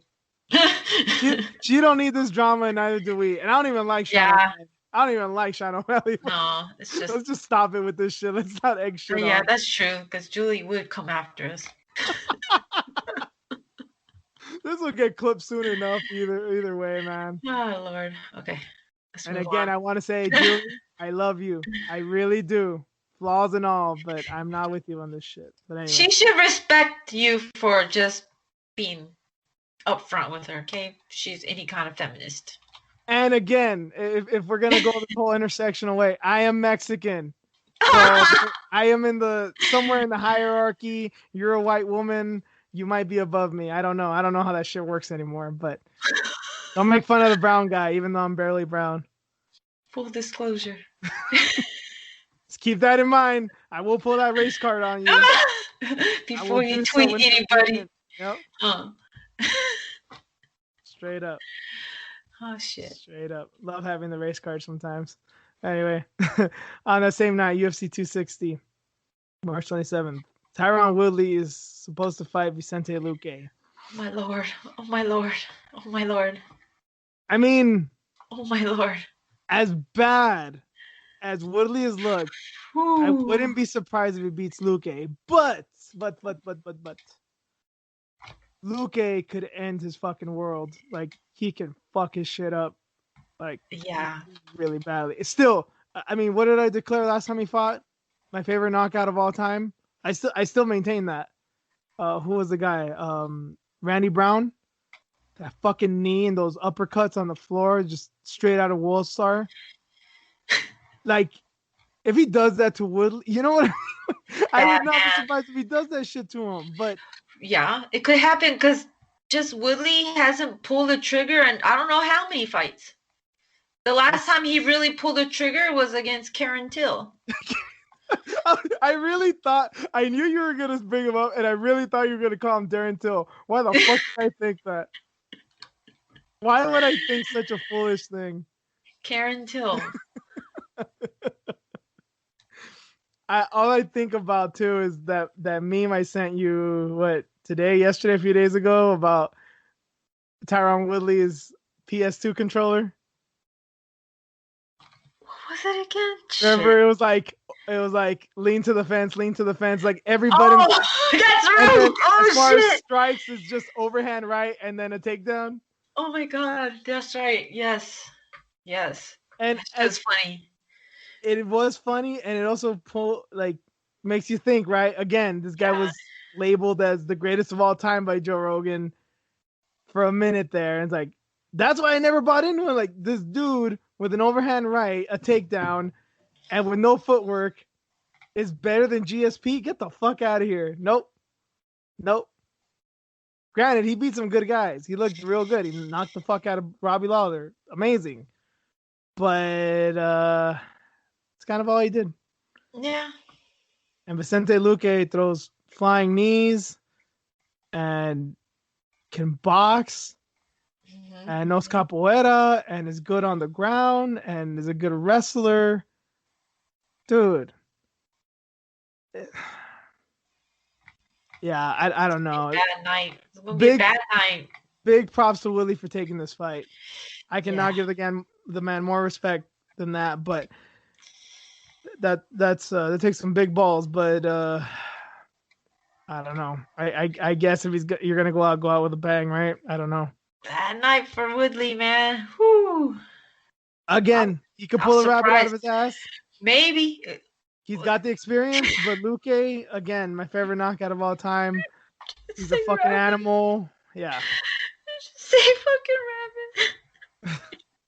I guess there was a video going around. He played some fucking role in a movie or show, and he's getting his dick chewed off by a raccoon. What the? Tyron? Yes. Where the fuck did you see this? It was T.I. was on the show. I think it was T.I. It was going around on Twitter. I gotta pull it up for you. That's why I was crying, because you said rabbit. Oh my god. Yeah, that's where his career is at right now. That and his rapping, and he's giving up the rapping thing, right? I hope his mama talked to him. It's gotta be either or, baby. You can't do both. Mama Woodley, I respect you to death, lady. I love you. You're an amazing woman, but yeah, you got to do something about that. Yeah, you got to tell him the truth. It's kind of on you now. Yes, ma'am. Or if not, we're gonna have to bring Reen's mom in, and you don't want her talking to Tyron. No. He's a fragile man right now. No. I don't put that on nobody.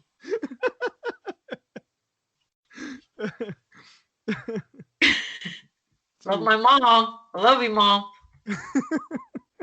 Damn. Why do you think I'm so fucking hardcore? Need some honesty for your ass, man. No feelings and shit. Reen has a dad who was in the military, and no, she didn't get her hardness from him. Nope. No offense to your dad, Reen, but even you know, there's something you say all the time. It wasn't him, it was her. Yeah, my dad's nicer. Firefighter and shit, and yeah. But that's a nice one. My mom? No. Again, love you, mom. Yep. So that was that card. Another card happening on April 10th. Looks like it's gonna be a fight night. Sadiq Yusuf gonna be fighting Arnold Allen. I feel like it's been a minute since Sadiq's fought. I know he was supposed to fight, I think like in the fall, and I forget what happened to him. It was supposed to be a really good fight. I think it was supposed to be Barboza. I don't know if he got COVID or he got injured, but if I remember correctly, I think it was supposed to be Barboza because we were like, damn, what's gonna happen? But now he's fighting Arnold Allen, who's on the come up too. This should be a banger of a fight. Yeah, it's been a while. So isn't he still on a win streak, Yusuf? Yeah, I think he fought Feely last. I remember him winning that one. Yeah, he's still on this fucking run right now, huh? I think that was early last summer, if I remember correctly. But he was supposed to fight in the fall and he couldn't. Now he's got Allen, who is really good. But I don't know, Yusuf. It's not until he faces the top 5, like that's when I'm gonna be like, okay, I don't know. He's probably not gonna win this one, maybe. But right now, I think he's kind of unstoppable. Dude, this is crazy. Yeah.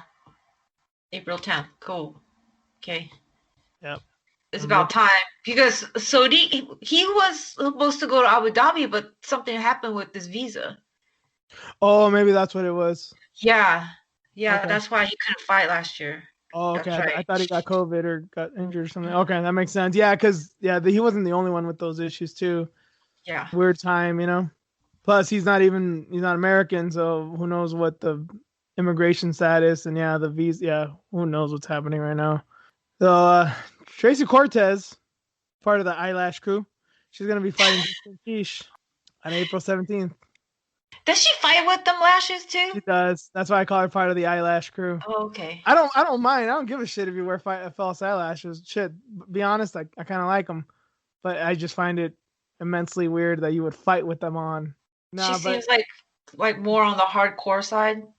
Oh, she's a hardcore Mexican for sure. She's not like, she's not like those cutesy little like social media chicks like, I don't know, Valerie. Well, to be fair, Valerie, she fights when she can. Different than Rachel.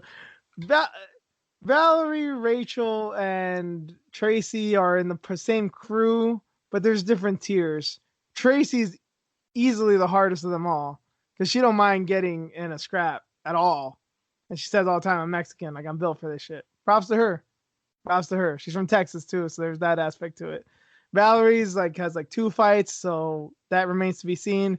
Rachel, who knows what the fuck's gonna happen to her? Who cares? But yeah, that's that crew, but there's tiers in it, and Tracy's at the top of it, but in a good way. She's at the top of it. She can fight. Let her fight with eyelashes if she wants. I just find it fucking weird. Fucking with spiders on her fucking eyes and shit. Yeah, Justine Kish, she lost to Mazel, remember, at that last minute? Mm-hmm. Yep. That last, last round. She got choked out. Tracy, I think, she fought a newcomer, if I remember right. I don't remember her last fight. But she looked good. She's been looking good. Yeah. You know. She trained. For sure. She does. That girl's working, man. I may talk a lot of shit about Mexicans, but yeah, we don't, unless you're Andy Ruiz. Well, we'll see when she gets money, but she ain't sitting on her ass. She's working, man. Eat tacos. Yeah. Mama's enchiladas, tamales. Oh no, she's eating tacos and tamales and enchiladas and pozole. She's for sure eating that, but she's also probably running 5 miles and doing 2 a day. So props to her. You worked that shit off. You earned it. I ain't gonna deprive you of tamales and all that shit. No, you go. Especially her. She likes to scrap. Yeah. She's the one that's down. Yeah, and I think she said, she's one of those of course she want to be a champion and all that type of stuff, but she's like, nah, I'm cool with getting bonuses too. Like, let's go for a fight of the night. Like, I'm cool with that. So she doesn't mind that at all. Good for her. Last up, Diego Sanchez has said for a while that he's gonna have his last fight, and I guess now it looks to be official. He's gonna fight Cowboy Cerrone May 8th at welterweight. We're still not sure if there's gonna be a pay-per-view or a fight night, but it seems to be happening. These guys were former training partners too. And then the way Cowboy's been, I don't know, man. I don't know what to come. Like, Cowboy could easily destroy Diego, given how he's looked recently, but Cowboy ain't exactly who he was either. And given that they're friends, they may just hug it out. Kind of, yeah. I kind of have that fear. I guess if you could call it a fear. Like I don't necessarily want to see brain damage for either of them, but it's either gonna be massive damage to one of them, or they're gonna like yeah hug it out and be all. It's gonna be like a very friendly sparring match or something. I don't know. I don't really care to watch this fight. I will watch it, but I don't care to watch it. I hope they both retire because I thought Dana wanted Cowboy to retire. Yeah, and of course, Cowboys fighting back on that big time. So if he does get beat up by Diego, Dude, it's why you gotta say that, man? a possibility. I don't It know is what's a been going on possibility. with him. He's been awfully quiet too, but I mean, he's he was getting shit on, so like why post anything? And no, he's probably still with that coach too, right? Because he did something with an OnlyFans account with his coach and reaching out to fans or whoever followers with him. Shit, for real? I thought so. I thought that was something that was going around Twitter, and he was getting upset and like, no, it's not going to be like pictures of my coach and I. It's Well, yeah, there's only fans that have nothing to do with anything sexual at all. That is true, but just odd given the rumors and accusations and the the picture. memes and the yeah, that's Uh, it's the not a question. good look, man. I mean, I don't care. It's just Yeah, if that's what you're worried about, it's not a good look. yeah. Who cares? I mean, but it's just him like taking any more damage. Like, why even continue? But if this is his last one, then cool. I mean, I think he was like even calling out Connor again. Yeah, he said basically like his tweet was something along the lines of like, "This is my last one. McGregor and I never happened, but Connor, if you're ever interested, hit me up. I will come like I will like rise from the dead to fight you or some shit like that." So okay.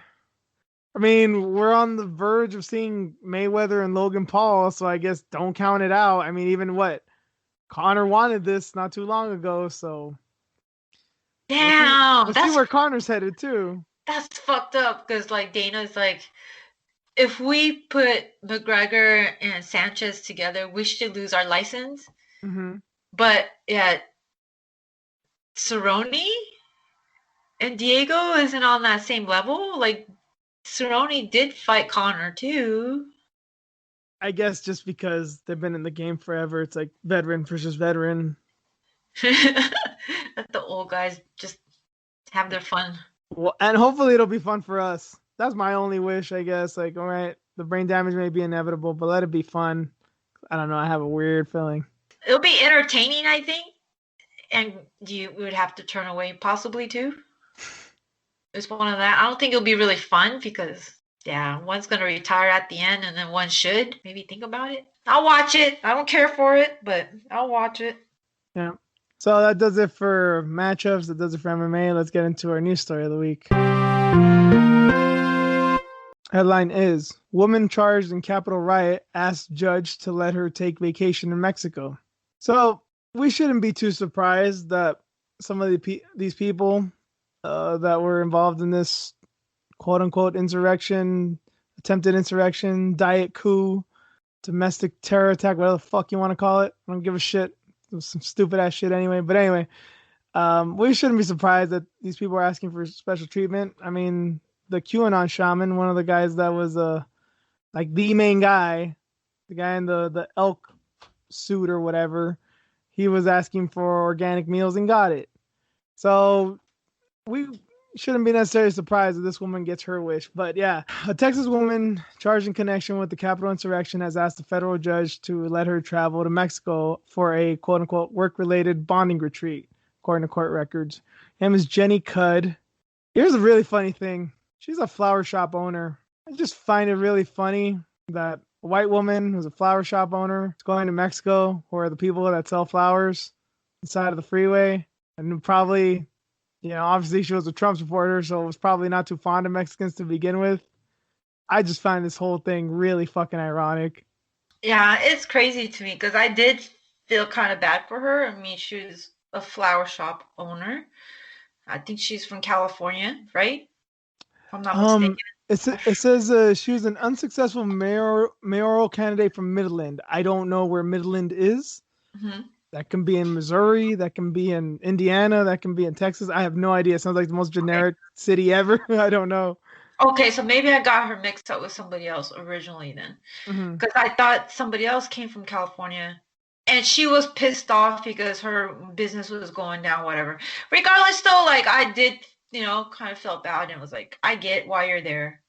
You want to go be a little follower and storm the Capitol. And yeah, you're pissed at the government. They didn't help you. Whatever. You're losing your business.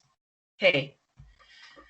But like you find out more details of it. It's like, oh, you got there. You spent how many days, there preparing and shit, and then now you have money to go to a retreat, and it's like a known hotspot for tourists. So it's not like just any old fucking random place. It's like it's got to be expensive, right? Well, maybe for her it's not.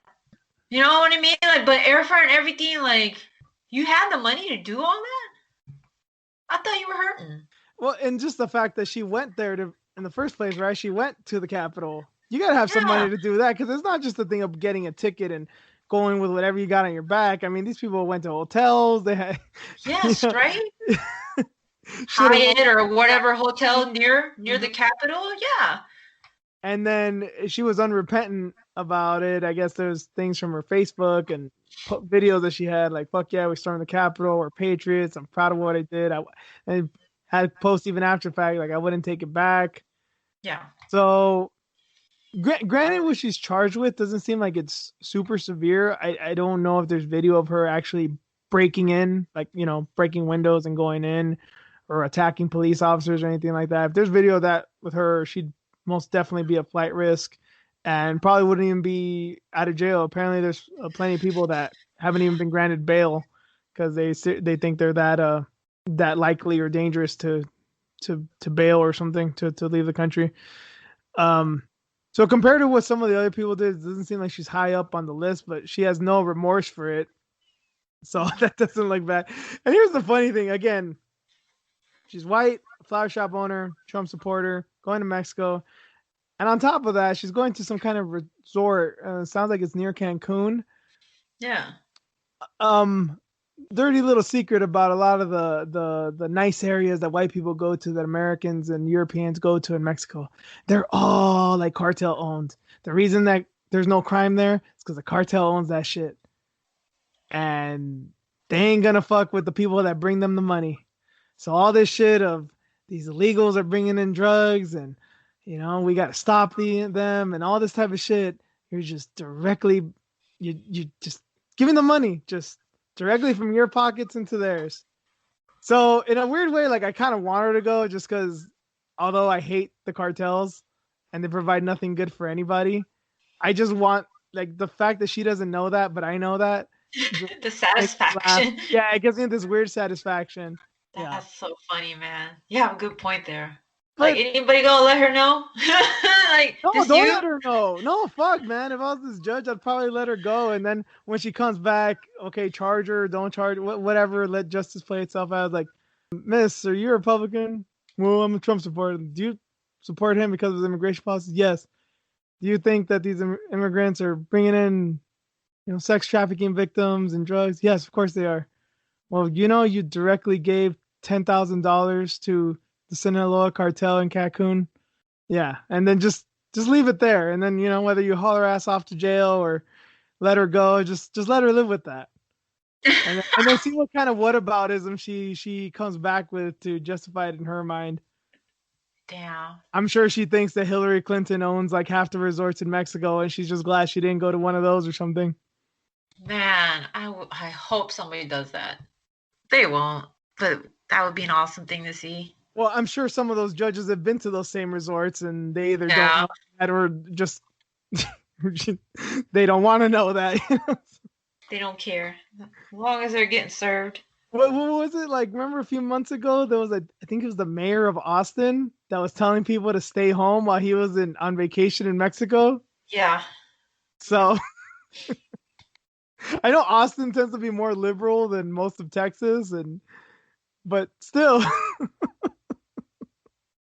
it's still Texas, man. They're still a border state, and they're still very anti-immigrant and very anti-drug, anti-drugs and all this shit. But this shit just makes me laugh, man. This shit makes me laugh. Wow. Now that I think about it, remember that shit that happened with the Mormons like a year or Mormons. two ago? Yeah, there was these Mormons that got, I think like 4 or 5 people got killed. There was some kind of raid or something, and the cartel started going at it. And they're white people, obviously, because there's white Mormons, like Mitt Romney's family. They're white, but technically Mexican because they settled there. And yeah, they got killed. And then they were talking about like maybe the U.S. should step in because white people got killed. They're Mexicans. They were Mexicans, but white people got killed by these cartels. Like, oh my god, it's just an act of terror and all this shit. Oh Lord, It you're in was somebody something like, else's country. yeah, it was something like that. Yeah, yeah. I got to remember all the details. That's what I remember from the top of my head. Yeah, well, crazy bitch. Like if you get for your 4-day retreat, good for you. But obviously, you didn't lose much. You weren't hurting, so. Yeah, we'll see what this. I mean, at the end of the day, this story really doesn't matter. Again, No.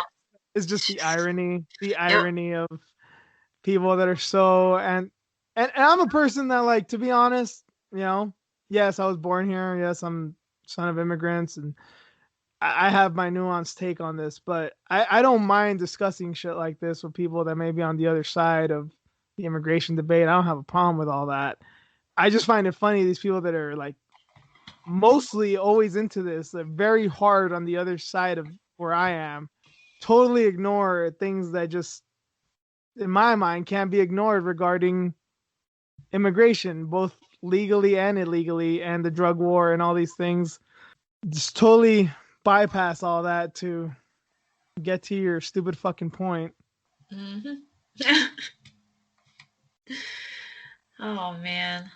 Like, I'll entertain people on this point because it's like there's a discussion to be had there. You may not like it; it's uncomfortable, but I don't refrain from all that. But when you're so hardcore of like everything about this is bad, it's like, okay, like this is the solution. Like, okay, then you do some shit like this Hmm. Yep.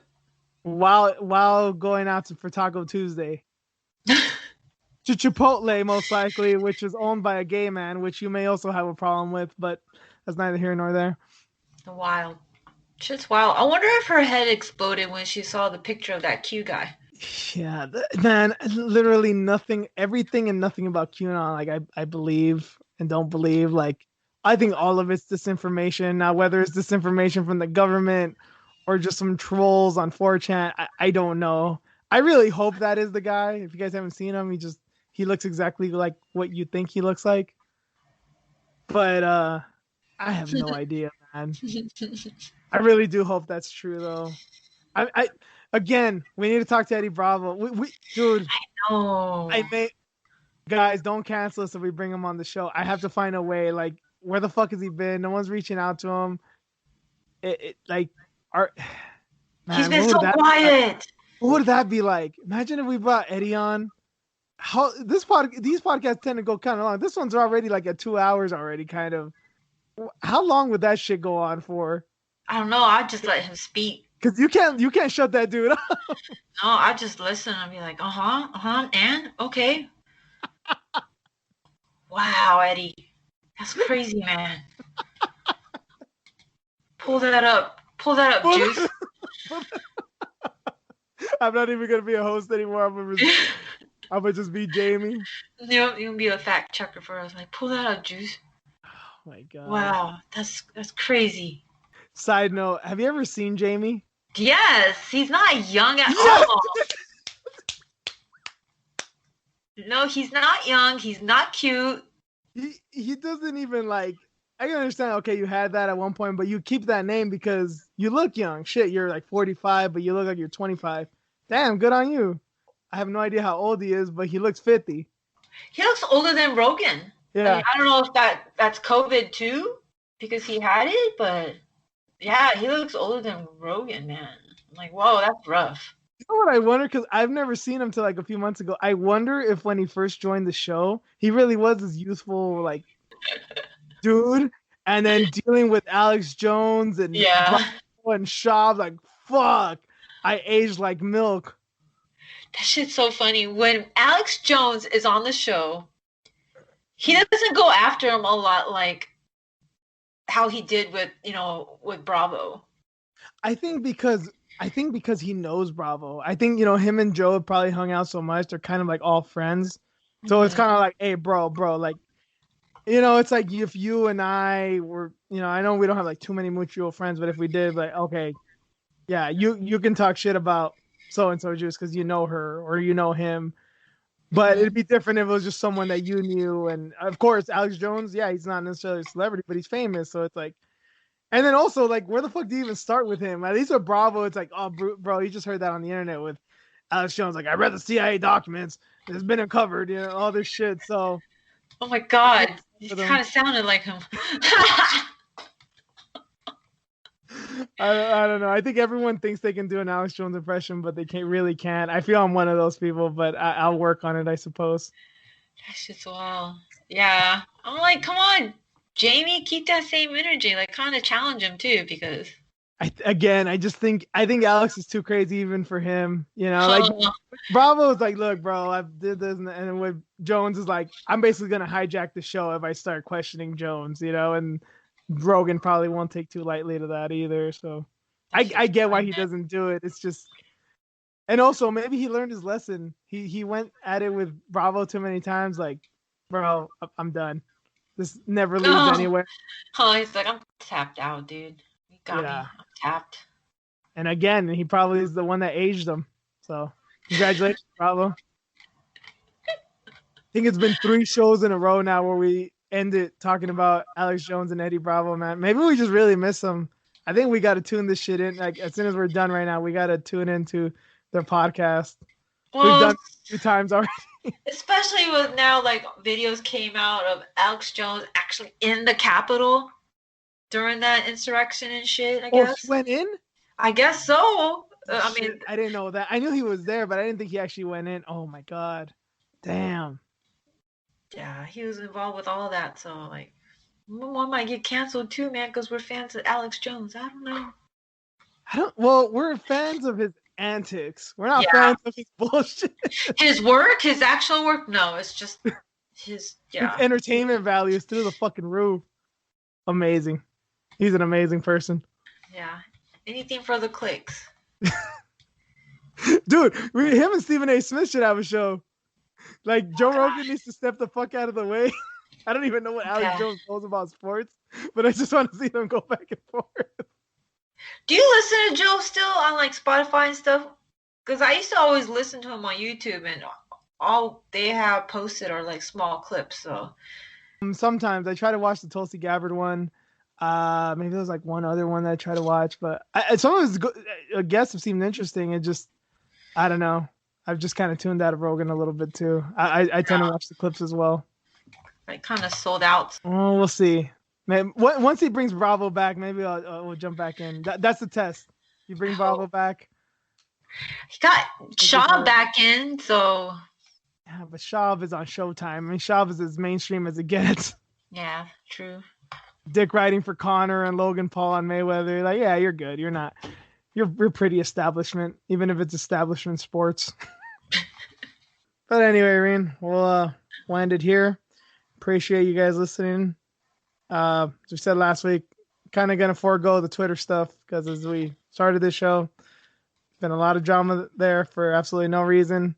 But you guys can follow the show at iFoxWithJuice. I'm going to start posting more clips. I need to do that. I need to work on intros. I need to make the show just better. Just add to it, take away from it, do something. If you guys have any recommendations, go on there. There will most likely be an intro next week. I'll try to get clips out, and that'll be it. So thank you for listening.